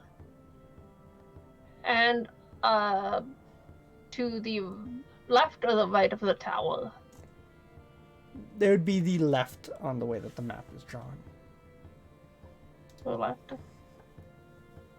I thought the wall in like that area was supposed to be like hundreds of feet, because you said 100 some at the back. Well, like I said, it's really not that far. Oh, is the tower all the way at the back there? Yeah, the front In one that is- case, then it would be in between, where those two things are. In between the walls. Alright, you see on the left side that little far-off alcove? What kind of like offshoots? It's That little down in offshoot? there. Yeah, that's where we'll say it is then. I misunderstood where the tower was, but Yeah, no, the front one is the platform, the back is yeah. the tower. So it's in that little, craggly little alcove there. That's only there because Kaya bumped my hand. Don't worry, we found a use for it. You guys go check the mine. I'll go check and see if there's anything over here that I can pick up. You got Okay. it. Cyrano, like, sits down on your shoulder. Alright. So you guys kind of split off. You guys heading towards the mine to go give that a look, and Shalasha off to look into there. You can make a perception or investigation, Shalasha. And the rest of you, as you approach this, it's a decent sized mine. Looks to be about 20 feet wide, if it wasn't blocked by rubble. Instead, where the rubble has blocked off most, it is maybe a 6 or 7 foot opening. Still rather large, and looks like it's mostly somewhat of a cave-in. But the looser stones have been cleared out, and the largest boulder looks like it's been shoved off to one side. Track still extends beyond it, though. Me and Kiss and Nissemin in the back. I prefer middle. 27 for investigation. Okay. Well, not today. You'll So have to I've wait. been, who's in the I've been front? to enough. I'll be in the front. Or, I guess, her is. I've been to enough parties to know that the back means the back door could be in danger. And I am not interested in that today. If you oil me up first. Alright, so you, as you guys figure out who wants to go first, you guys are able to squeeze in there, but first, Shalasha, you get over here first, and you take a look. You see this boning rope. You can also see in one of the cracks, it's rather well hidden, surprisingly. It seems to be some sort of gray pack. Looks as though it's been opened. It's more like a burlap sack that has been painted silver. Looks like it would blend in well with the metallic trees or with the stone. You can also see what seems to be a little bit of climbing gear shoved off into one side. No tracks coming out of this place, though. but something was stashed here. Okay. Can I rifle through everything? Fantastic. Are you immune to poison?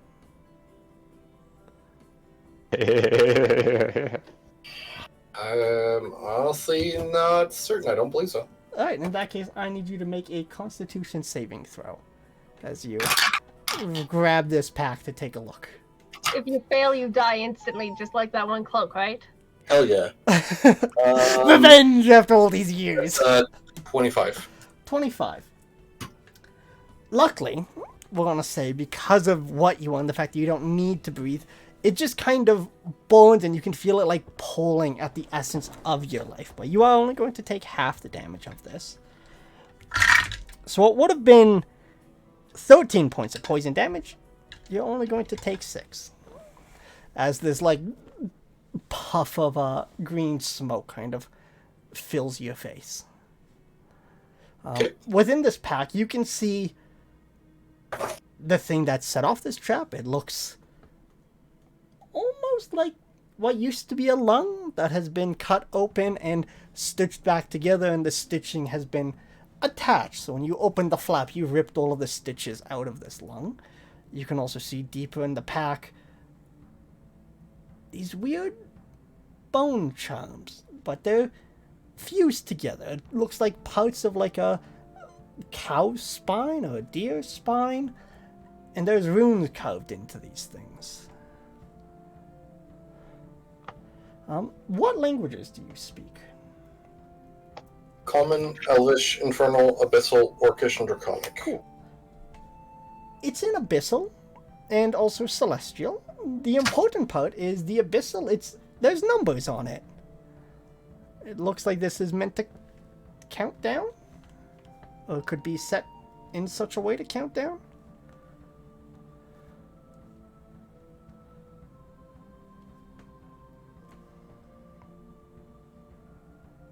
Is meant to count down because it was the lung that was stitched, And then these things are separate. and then the bone charms.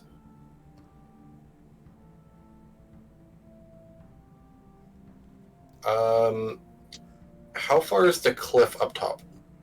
About 60 feet up. I'll get back to you as you're kind of like looking over this. Very quickly, you guys are going in. I just need perception checks from you guys as you are going in. False. Just a minute. That's not a number. I threw a die a little too zealously. 18. 18.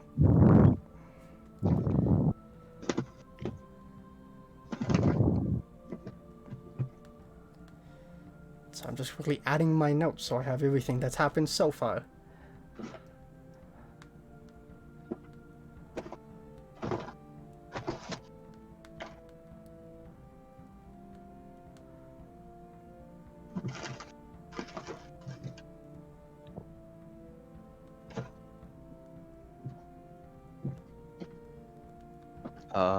Natural 20 for a total of 21.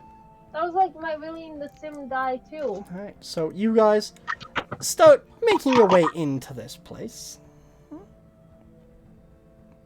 19. 19. It's a bit of a tight squeeze for Kisk, you know, even being that big, he still needs to turn, you know, a little sideways, you know, you duck your head a little bit. But you're all able to get in, you know, and immediately you can see there are quite a few tracks in here. There's 2 tracks running parallel. They go forward, and this actually takes a rather sharp turn to one side. You guys are able to not sense any danger. You just kind of follow along this, and it opens up into a very large chamber. This chamber is very vertical. You can see these tracks kind of spiral along the outside, and there's a very large wooden structure. Touches the top here, and then it stretches down far below past you guys' dark visions. The tracks themselves, the only thing that you can really tell in the way you know they spiral down is a couple of little glimmers here and there along the path. seems as though. Make a... We'll just give it to you with that perception. It's silver railroad spikes that are extremely shiny every now and again along the length of this track.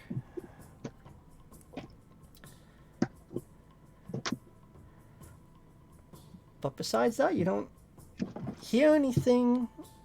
Seems rather quiet, but you would need to do a bit of exploring to really know how deep this place goes.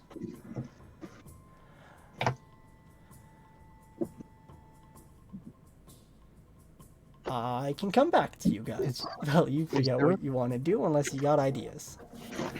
Is there a cart that goes on the tracks? From where you're standing, you haven't seen one yet, but there could be. I have an idea.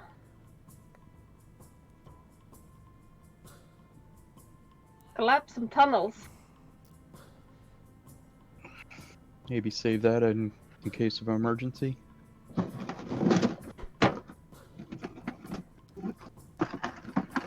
I mean, the emergency would be if something came out of here.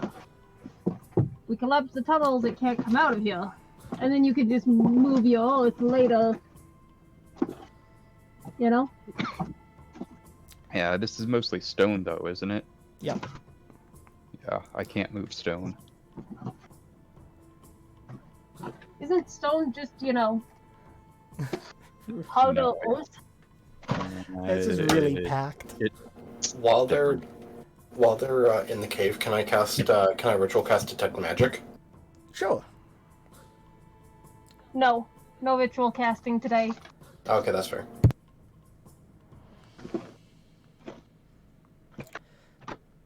Alright, so you stop and you cast this as you guys are kind of discussing what it is that you want to do. I say we push on.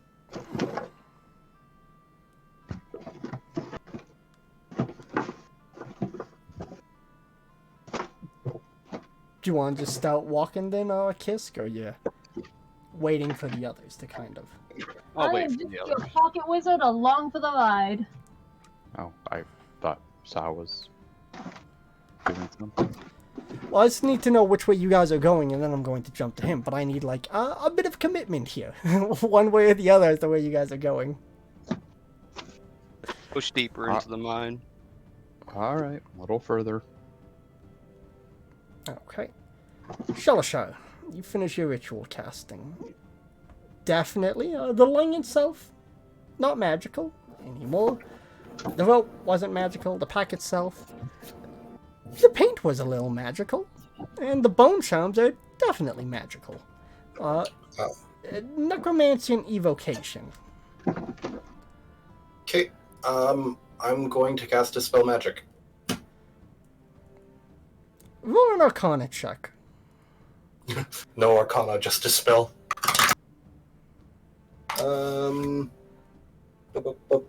Plus 4, that brings it up to 19. Oh, Jesus. The Sims is dropping everything. You understand that doing this could have one of two effects, and it's a 50-50. One, it dispels the magic, you're good.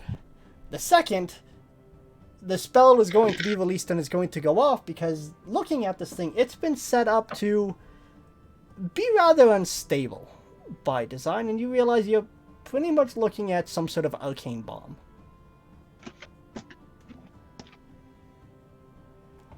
When I was fucking around with the bag, was I moving it and jostling it, or was I going very carefully? You pretty much opened it and got the puff, so you're still holding it, like...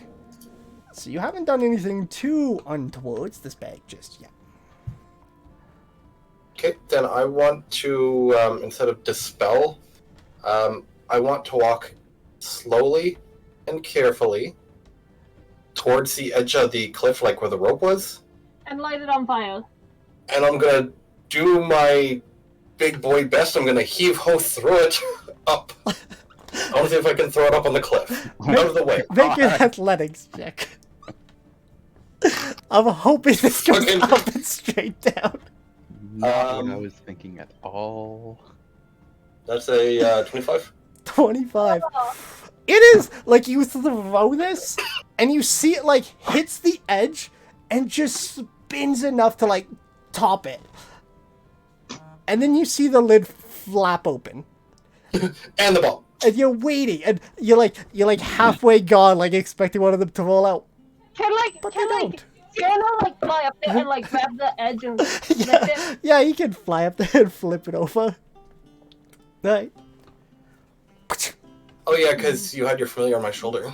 Yeah, there's a Seems reason why. seems like crisis averted.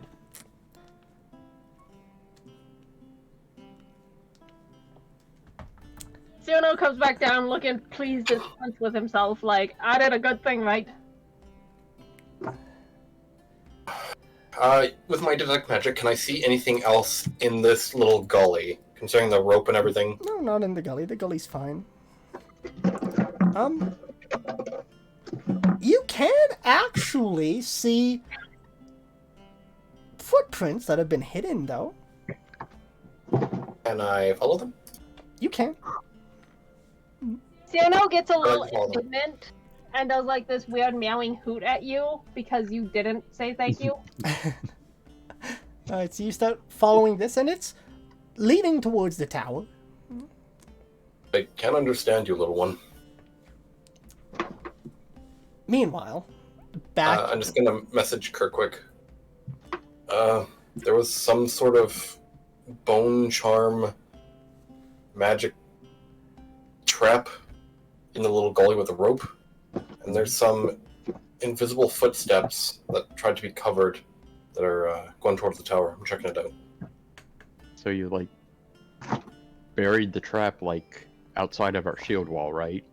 To set I off. threw it up on the cliff. Oh. Okay. Yeah. Good luck. Tell you if anything happens. Cole, you hear this as you guys are starting to follow this thing, and it's a very large spiral that kind of like goes through this, right? It's almost like you guys are walking down an inverted screw, you know, a hollow screw.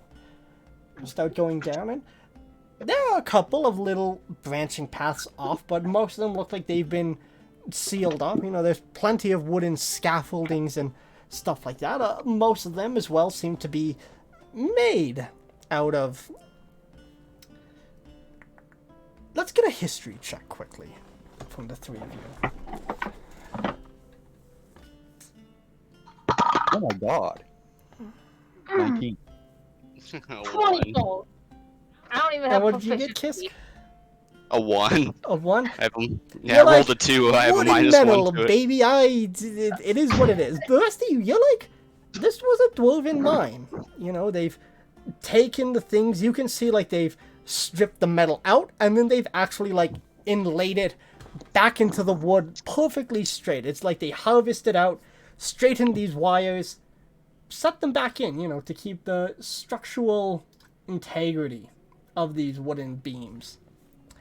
You can also see, you know, nothing's really labeled yet, but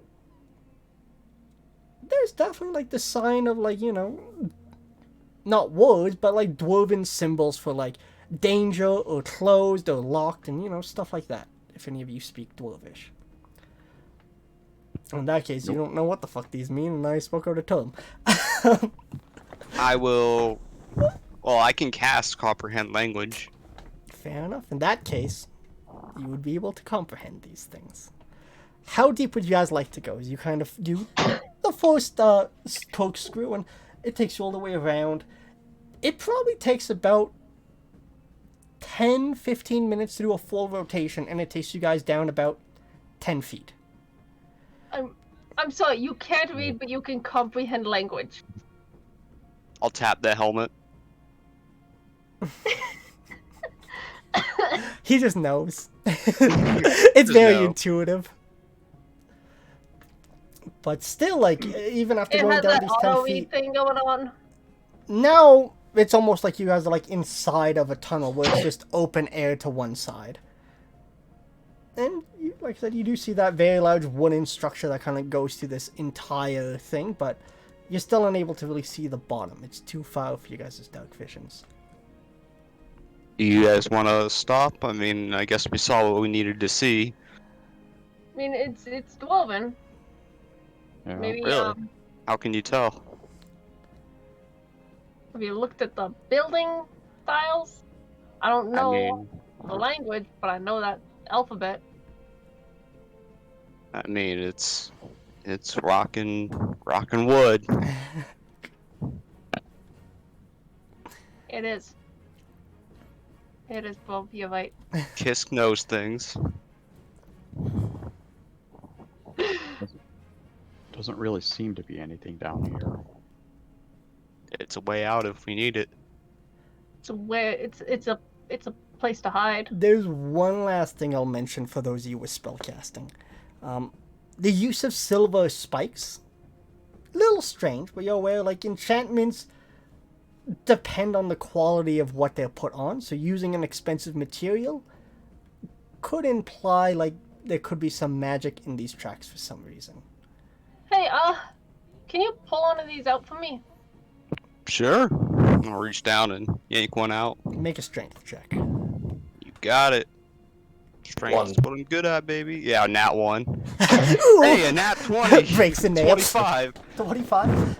Even with that, it is difficult to, like, pry this thing out with your fingers, but you got, you know, some hammer hooks. You do, like, taste a little thing, like, the wood cracks around it. There's, like, this terrible little screeching sound, and out it comes.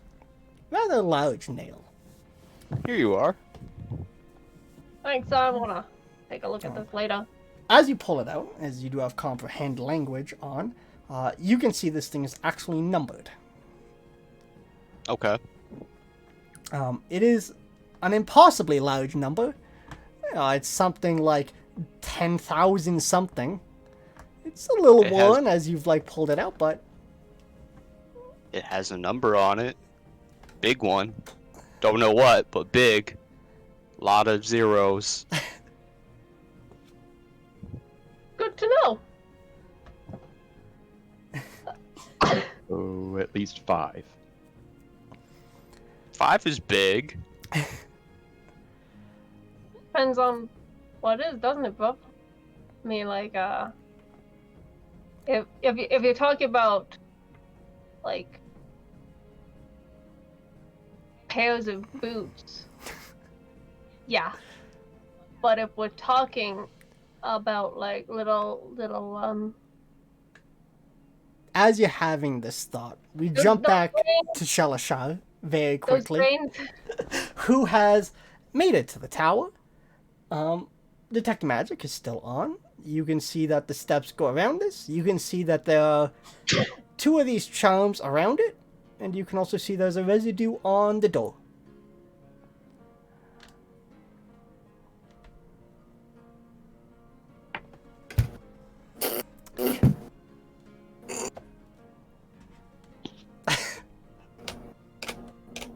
And this is the same stuff where I'm fairly certain it'll either blow up or it won't. The charms, yes. The residue seems as though it's like the leftover of, like, something invisible passing. Can I open the door and see if anything? Because the Now, one thing though, you would be aware, like, invisibility doesn't really work in this way. So it's done poorly or by some sort of item. There's residue, you know, like, the invisibility doesn't actually fall off as you move. This is something else that's under some sort of invisibility effect. But you're aware it's not an innate casting of the spell.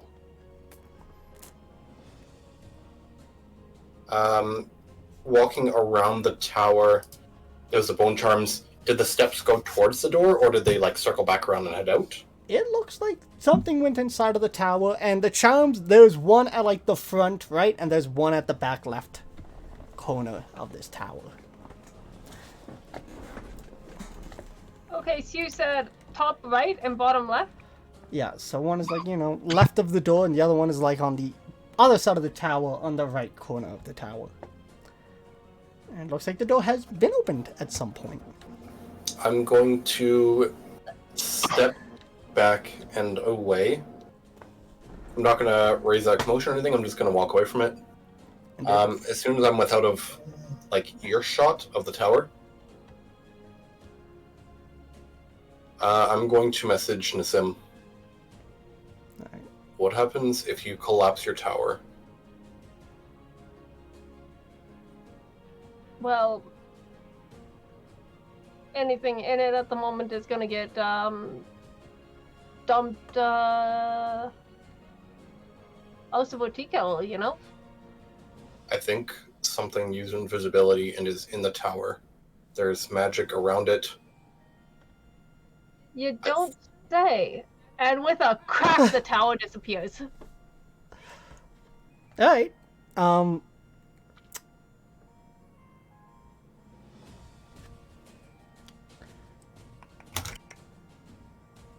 It just says that, like, It just Yeah. I'm It thinking back to forcibly the spell. ejects I it. know forcibly ejects it. Alright, in Yeah. that case, you see what seems to be some sort of residue, almost like a little vortex, kind of like tumbles through the air. You can also see, not invisible, 3 more of these lungs, and as they like hit the ground, they kind of burst, and there's like clouds of poison going up around this. Make an initiative for me, just very quickly here, Shalashar. I'm just double checking. you know, make one, because I would be looking through their eyes right now. All creatures and objects within the tower that are not created by the spell. Yeah, I know. Obscure Objects and items. That's why the lungs are also flying out here.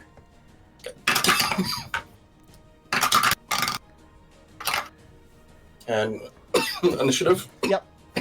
16. What did you get, Nassim?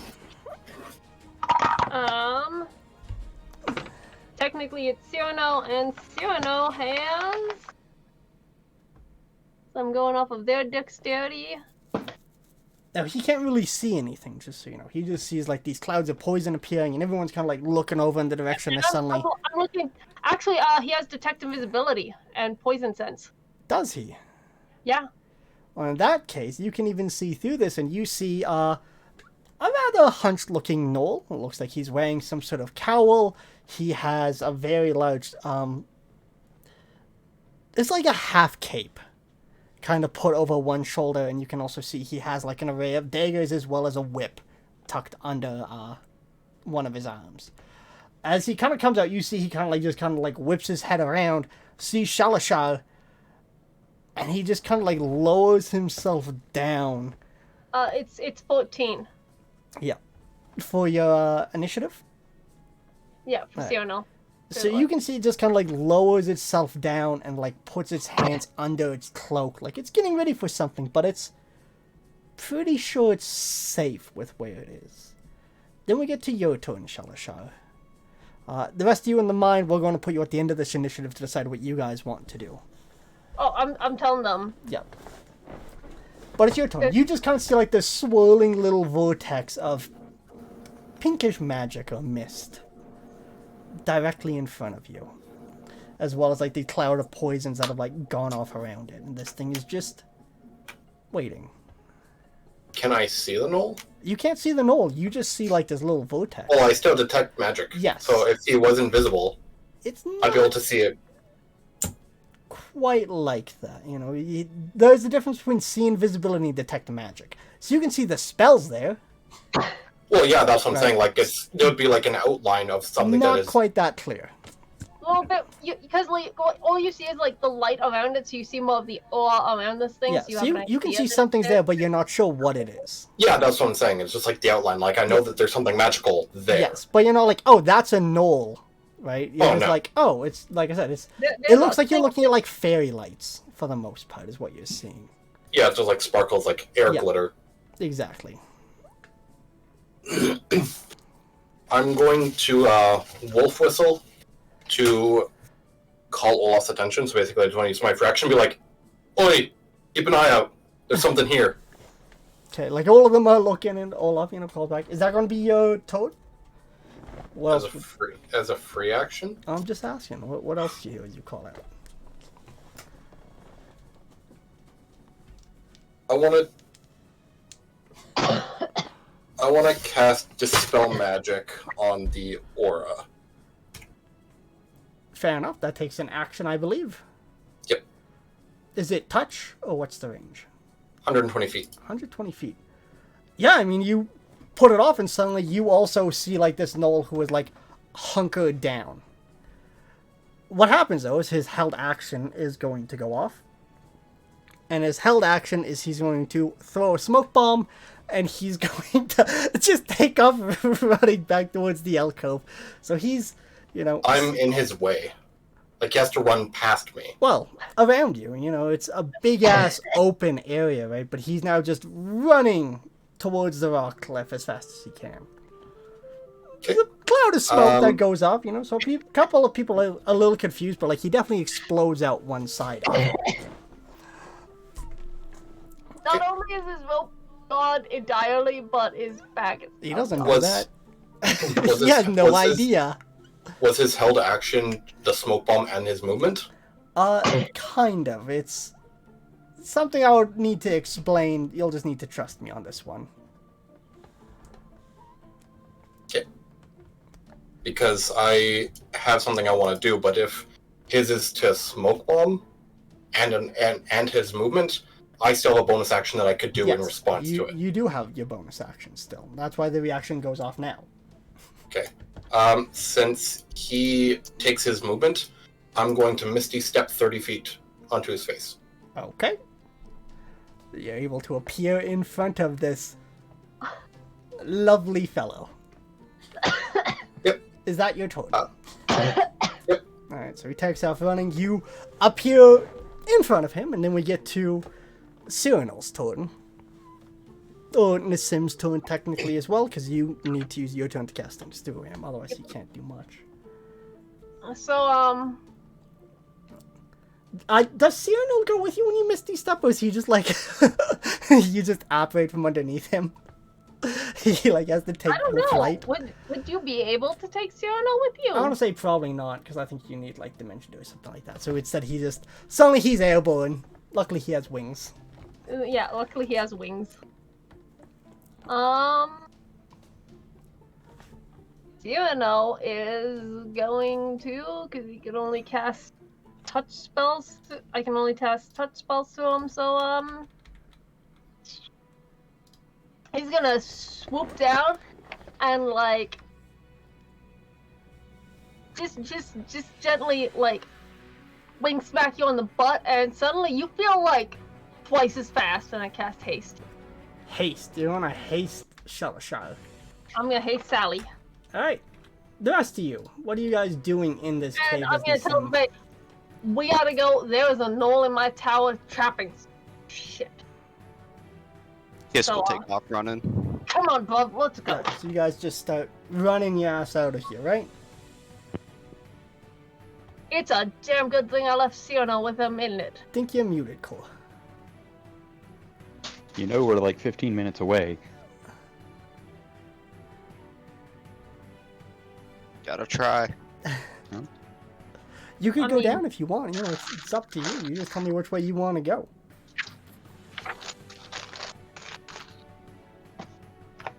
Alright. No, I'm heading out. Alright, so you guys all start booking out of here, hoping to catch whatever is going on. We get to the gnoll's turn, who is directly in front of you, Shalashai. Yep. You operate in front of him. He looks a little taken aback as you just kind of suddenly appear. Da, da, da, da, da. Oh, you also have +2 to your AC because of haste? Yep. Advantage on Dex, +2 AC, 30 extra feet of movement, plus I get the extra action, which has to be taken on a dodge. Dispel Attack. magic. Is it one thing or is it an area? How exactly does that work? Dispel is on a... I choose one effect. Any creature, object, or magical effect within range. Okay, so you did it on the invisibility. Yes. Okay. You can also attack Fantastic. with that action. You can attack, dash, disengage, hide, or use an object. I need Yeah, it just has to be on you one of the initials. to make a wisdom save.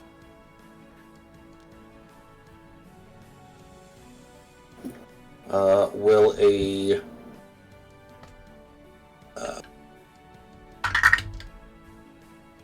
20. What's math? 26 do? A 26 will do. So you appear in front of this thing, and it just like makes its eyes extremely wide as it like looks into you, and you feel yourself like drawn into it, but you're able to like shake it off. So then instead, this thing is just going to bonus action disengage, and it's going to run another 30 feet and just keep booking it after it tries to some sort of gaze or some sort of thing to stop you from acting, but you're able to push through it.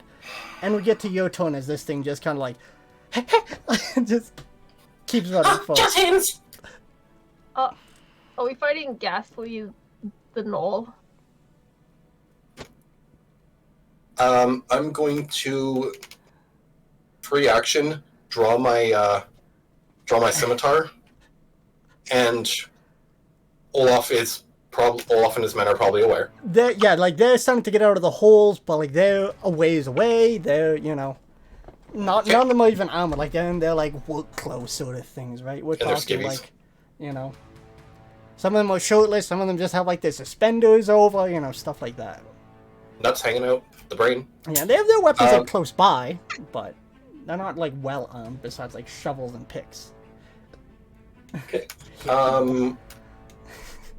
So I'm going to, since I have double movement, I'm going to use my first 30 feet up to him. Yeah. I'm going to come up behind him, though. Free action, draw my scimitar, and I'm going to make a first attack into him. Okay. 23. That will hit.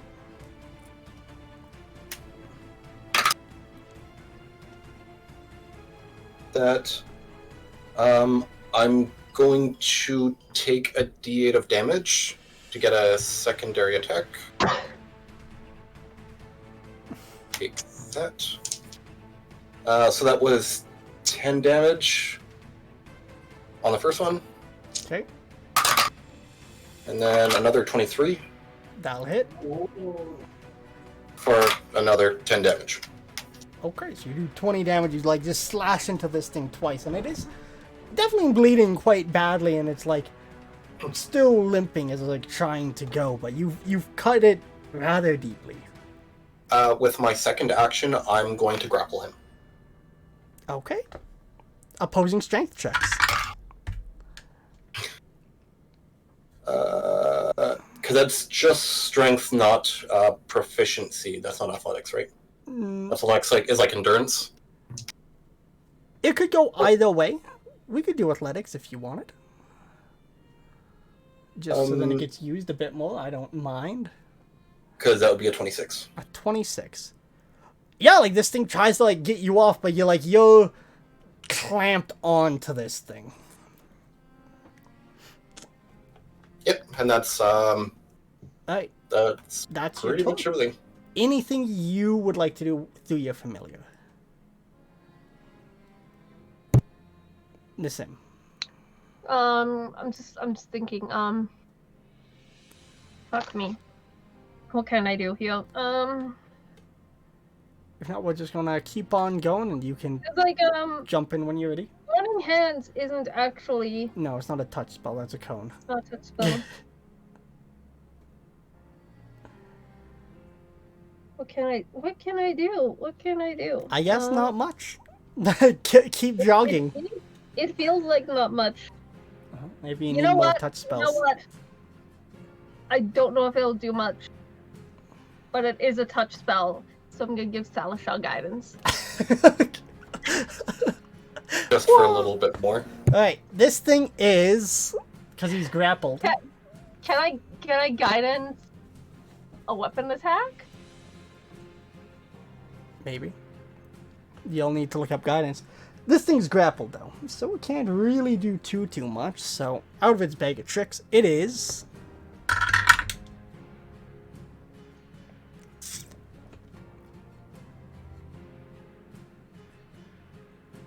I can't do that. Guidance is a concentration spell. Shalashar. This thing is going to pull a knife and it's going to try to shank you in the ribs, as it were. Yep.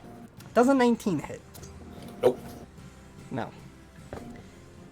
It is going to try to shank you a second time. That is a natural 20. I need For you. total? Huh? For total? It's a 20 on the die. Natural 20. Blur. Can I have my familiar do You're doing the disadvantage. I see what you're saying. Got it. since 17. Nope. So you feel like this thing's like about to get you, and you like activate your tiara, and suddenly it just kind of misses. In that case, it's going to use its free action to speak in Abyssal, and it's just going to be like, "Let me go, please, please." Not yes. yeah, And it's your turn, Shalashad. so DM, Yes. I can't guidance because it's concentration. Can I instead have had Zero Null attack? It's a familiar, so not really. Familiars take the dodge action. Yeah, if Otherwise, you it's- want to, Pact of the Chain, play a Warlock. Damn it. I'm going to.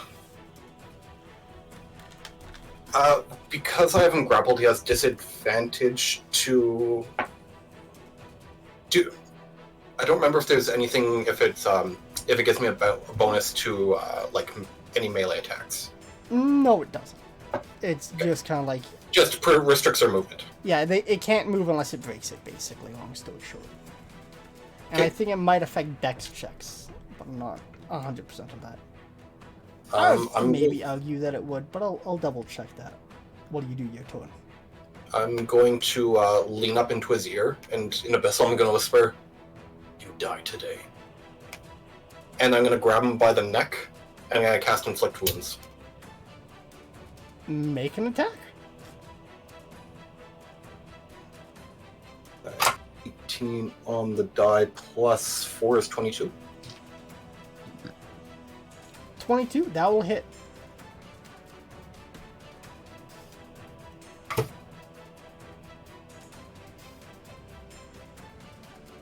Uh, 25? 25 damage? Yep. That's enough to kill this thing, as it just kind of like wilts away within your grasp.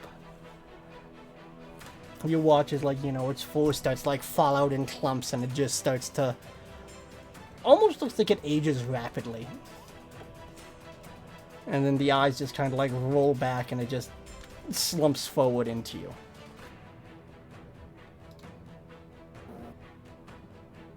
I'm going to drop its body.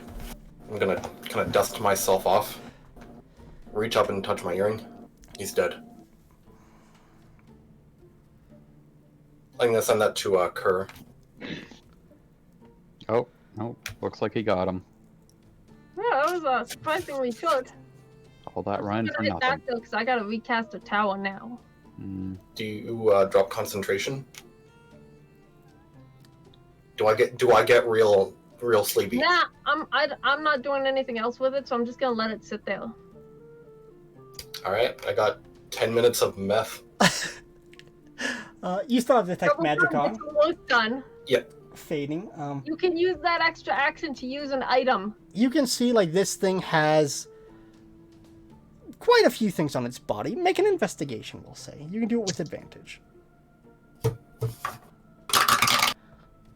Thank you, because I have a 5. 17, but I have a plus 5 because observant. So 6, 9. 9 plus 17 is 26. 26. It has... What's the best way to describe All of the this? best words.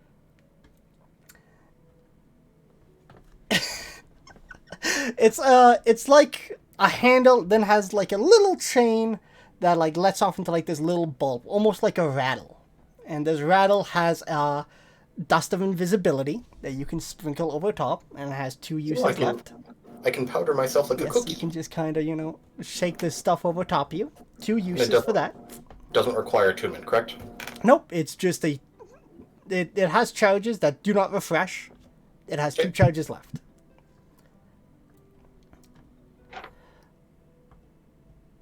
It also has...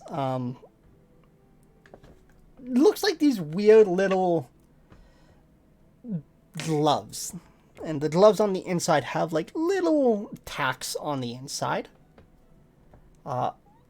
They technically aren't magic, but they do give you a climbing speed of 10 feet.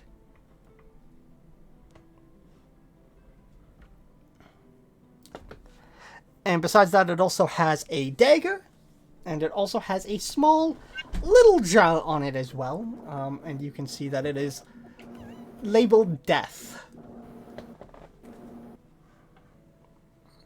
I'm gonna put the jar in my bag of holding. I'm gonna put everything in my bag of holding for now. Okay. Besides that, it has its little cloak. Looks like some sort of leather armor, but you've carved through that rather nicely. And the cloak and the armor weren't magical, right? No, they're just leather armor. And it is a nice cloak. You know, it's big enough to cover someone that is like 6'2", as this guy was about 6'3", and it's kind of like dragging around his ankles a little bit. But you know, so it's rather dirty and worn at the fringes.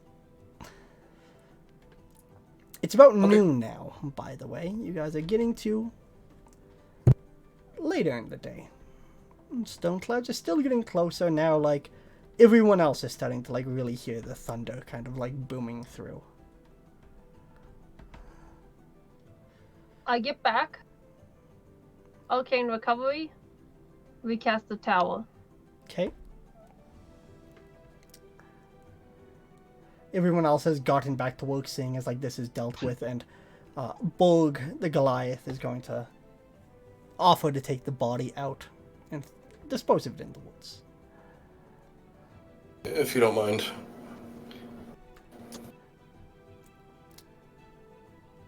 What about the rest of you? What are you guys going to get up to as Nassim's casting the tower?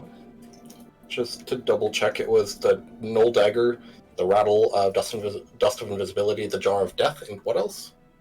The climbing gloves. Climbing gloves, thank you. Yeah, it's 10 feet climbing. Technically, it's like shoes as well, but they're more like, you know, stuff you got to put on your boots. I'm going back to making the trench. If you were to attack with these things, by the way, it'd probably increase, like, you know, +1 to unarmed damage. Just because there's a bunch of spikes on your hands.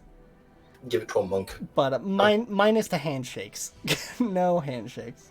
+1 to patty cake. So what are the rest of you getting up to? I'm making lunch.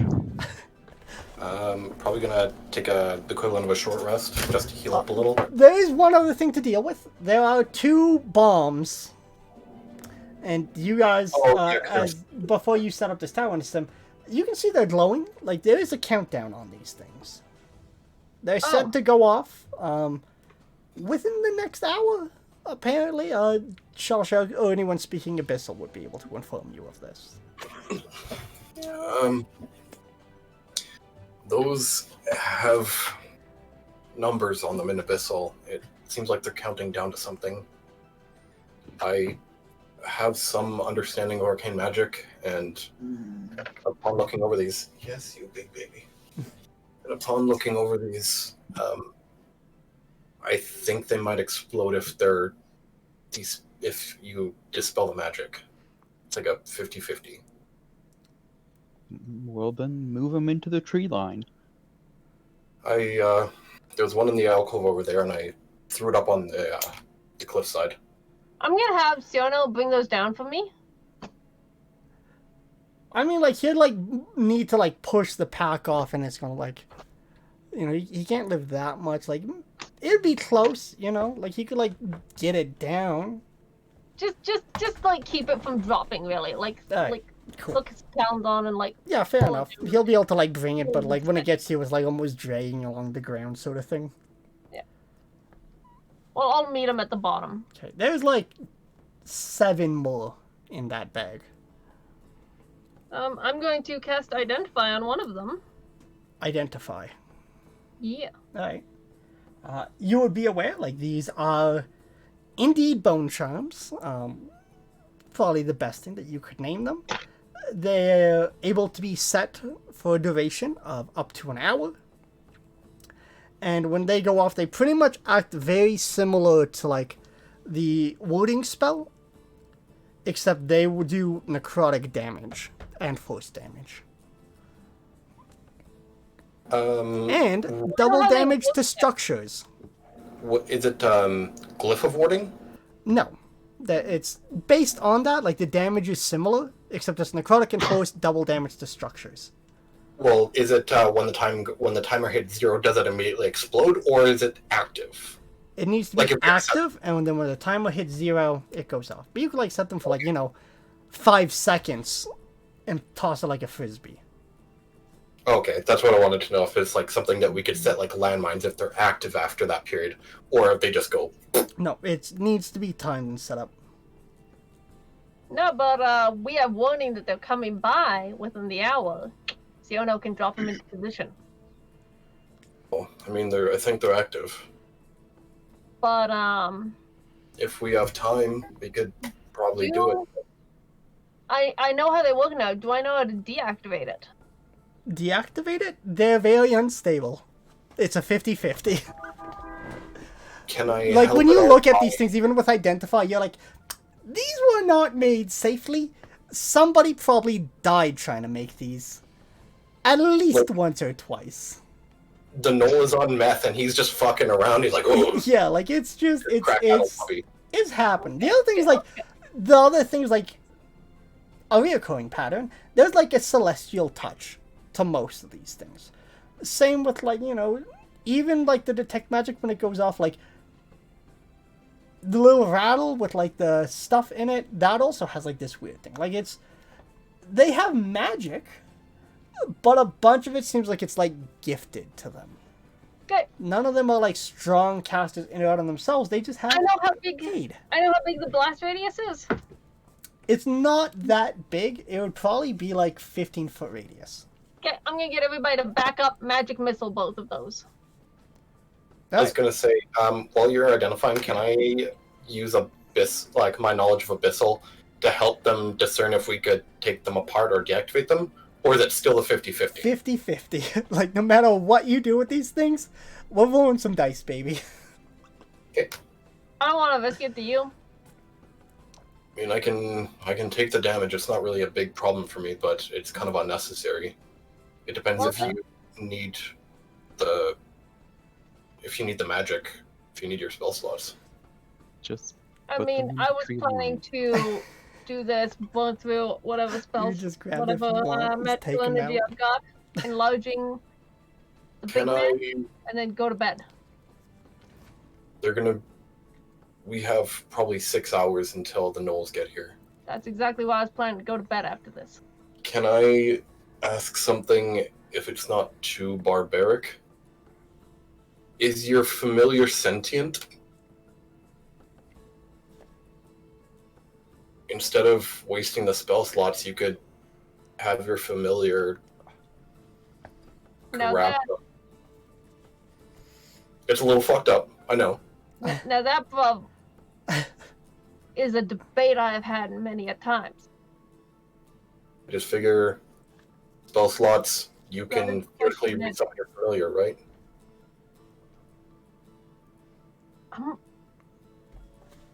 I like move a step closer to you and like looking like just a little bit embarrassed with myself. I like stuff one hand in the pocket of my breeches, and I go to stuff the other hand, but my mage hand just like passes through my thigh and comes out behind me for whipping around, and I like drop it out onto my side. I'm kind of against putting Cyrano in too dangerous of a position, because he's named after my dead brother, isn't he? I mean, brother's dead, isn't he? Yeah, but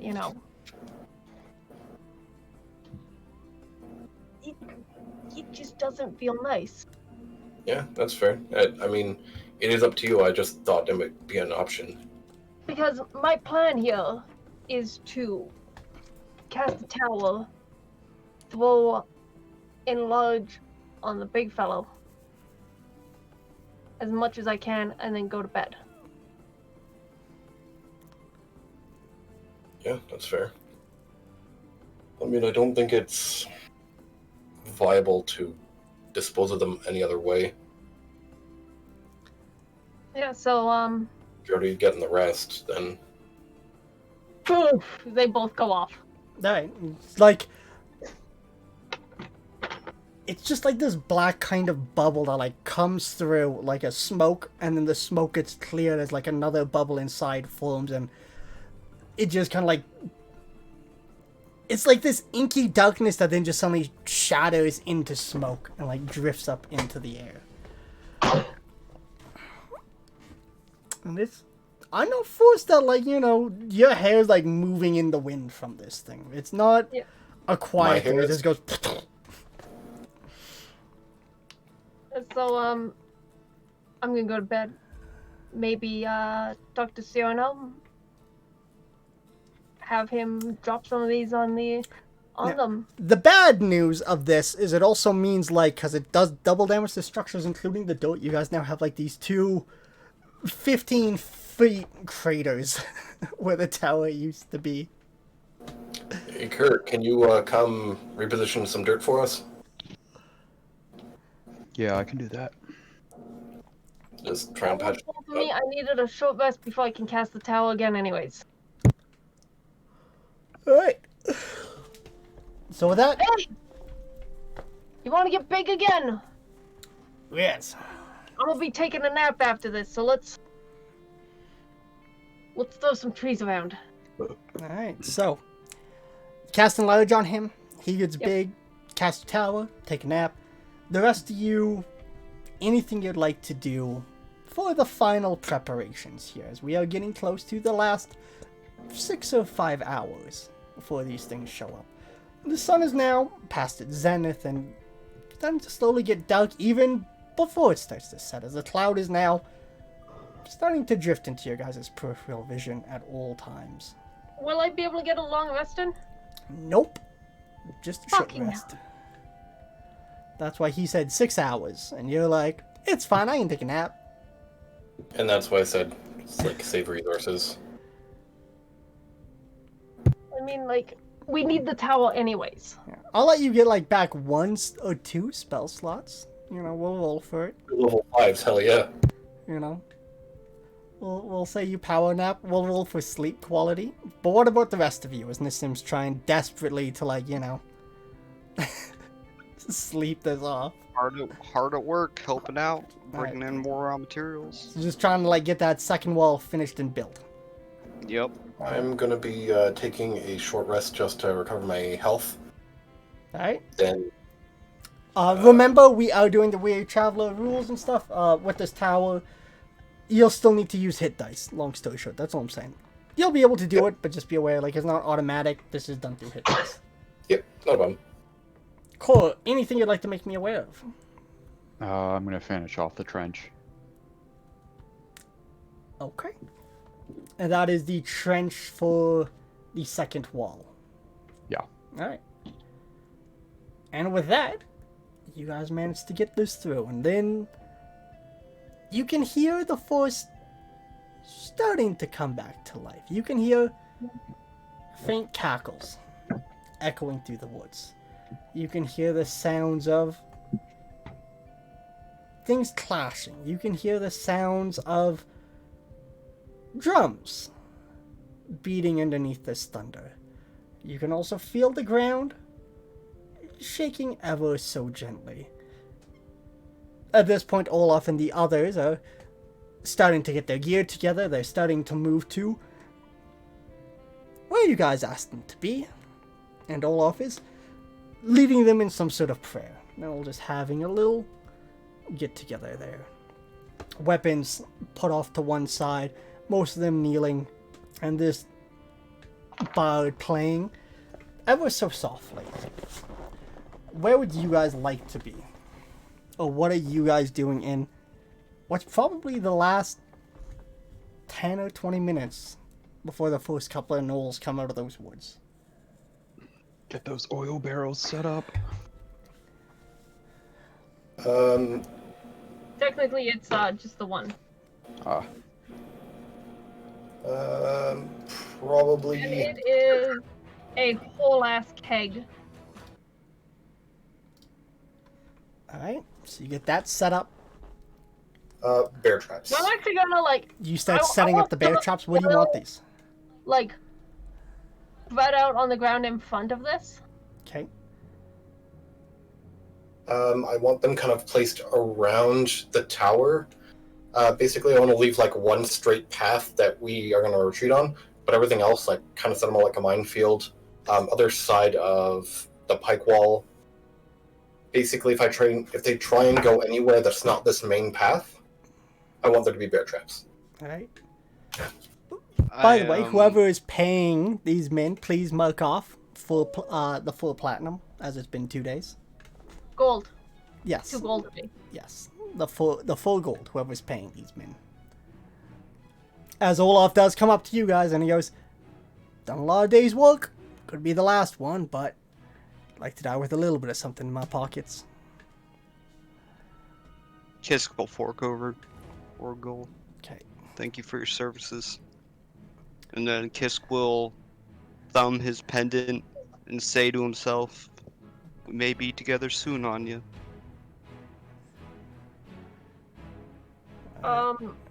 How many of my spell slots am I able to get back?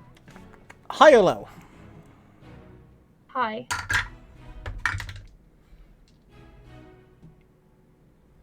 You're able to get back 1. It can be One. your highest spell slot, but the problem is you're starting to sleep and suddenly you just hear the sound of thunder and drums, and it's a little unnerving as like the cackles also start to come through. Okay, I'm gonna take back one of my 4th level spell slots then. And where would you like to be Yo. in the sim? I'm gonna be on the platform. Okay, so you're on the platform with Cole? Yep. I'm assuming you're up there because you said you're readying the oil barrel, correct? And I'm also going to go out and I'm going to set up all 7 of these little bone charges in the area around it. Whereabouts? About 30 feet away from our front line. Within the trees? Yeah. Make a perception Yeah. check for me. I've got Siona watching my back. So do both of us make perception? Sure. Oh, that is real good because I've only got a 3, but Siona has got 24. 24. You don't notice it, Technically, I have 5. but as you start to walk towards the trees, you can see very slowly they're starting to shift towards you. And Cyrano kind of like flies in front of you.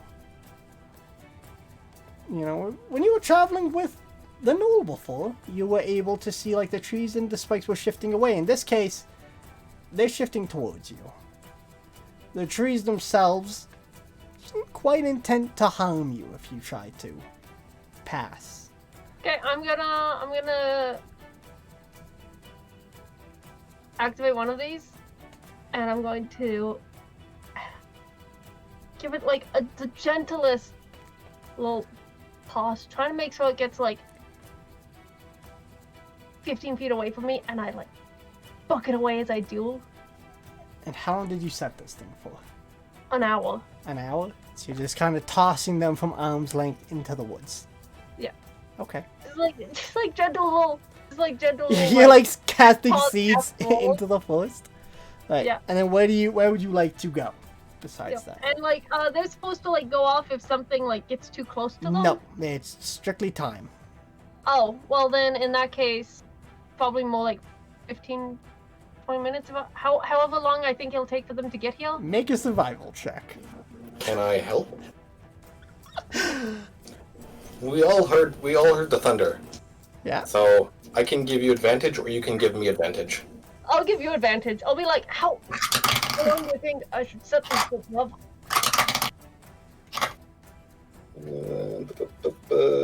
That brings up to a 24. 24? You're like they could be here in like 20 minutes, but probably set it for a half hour just in case.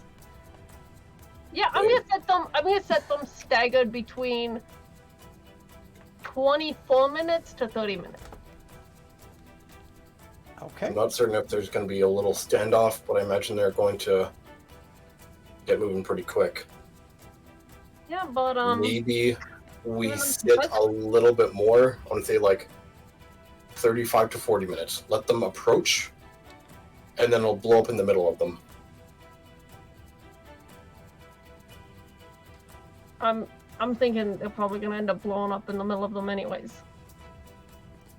Alright. And then where are you So guys they going can after you kind of like defeat their huck these character. things into the woods? I just kind of gotta know where you're standing. Mostly near the path, but like in like a lazy arch around the path, you know? Okay. Are you on the platform then or not? Oh, I've gone down to like the edge of the tree line as close as I think is safe. Yeah, and I know you're throwing them in, but are you staying out here after you throw these Oh in? no, I'm Or gonna go where- back to my platform. Got it. That's all I want to know. And Shalashar, lastly, you are... After I set up all the bear traps, I'm going to grab 10 tankards of mead. I'm gonna bring it up to the front wall, and I'm basically gonna lay them out for the shield wall, the cleric, crossbowman. Okay. Final drink. Thank you. And they'll take the drink with you as well as, you know... They're expecting Kisk to join them as well. You know, they Of kind of course. grab the mugs, wait Kisk. for you to show up. Kisk holds a glass up. To you men, thank you. And how do you like the mead, by the way? Too sweet? It's He fine. take that personally. 2 points of second Leaf really damage. likes it. Leaf is hard into it. As Leaf goes I to drink, you appreciate see your as like enthusiasm. Victor reaches over, pulls out half of his cup and hands it back to him. It's like, not that much. Last question. Where would you like to stand in the shield wall if you're standing in the shield wall? There's Me. Olaf, Stein, Axel, and Yvonne are the four with the shields. I want to be in the middle, In the middle? as far in the center as possible. Okay. You're gonna get put to one side of Olaf, and you'll probably That's have fine. Axel next to you. So you'll be sandwiched between them. Kisk, are you on the shield wall, or where are you standing? I'm Where's your directly behind the shield wall, and I'll With, put my Victor. echo. Yeah, and I'll put my echo in front of the shield wall, ready to take the brunt of the first wave that comes in. Alright. Because he can do damage, but he doesn't have to take it. No, Exactly. He has health, I think, but no. No, it has 1 HP. Yeah. But I can always resummon him as a bonus action, so. Alright, so with that, you guys kind of you line yourselves up. You have your final drinks. You're as ready as you're going to be, and you can hear the sound of the drums getting louder and louder. I keep forgetting the bard's name. Sissel is playing her song as well, but it's definitely starting to get more and more drowned out as these drums Is are it getting louder. Thunderstruck? No, it's not. That's unfortunate. Through the fire and flame. You can also see now, like, lightning is starting to strike among the trees. And you can see, like, now things are starting to glow. And with your perception, you can see, like, flashes of shadows moving in these trees. And then, like, the first knoll appears at the edge of the trees. Shield wall ready! And it just stops. There's another flash of lightning. And another one appears. And another. And then they start to almost push forward.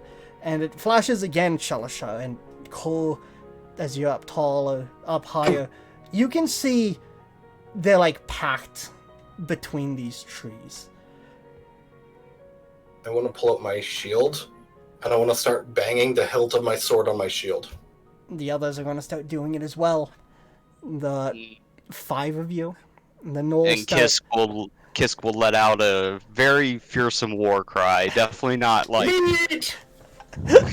definitely not like Kisk usually is, but he lets out a very vicious war cry. Alright. And the gnolls respond as well. You guys are just in this standoff. Everyone's banging. The sound is getting louder and louder. And that's where we are going to be ending today's session. Fuck you. I'm sorry, we only have so much time, my friends. Respectfully.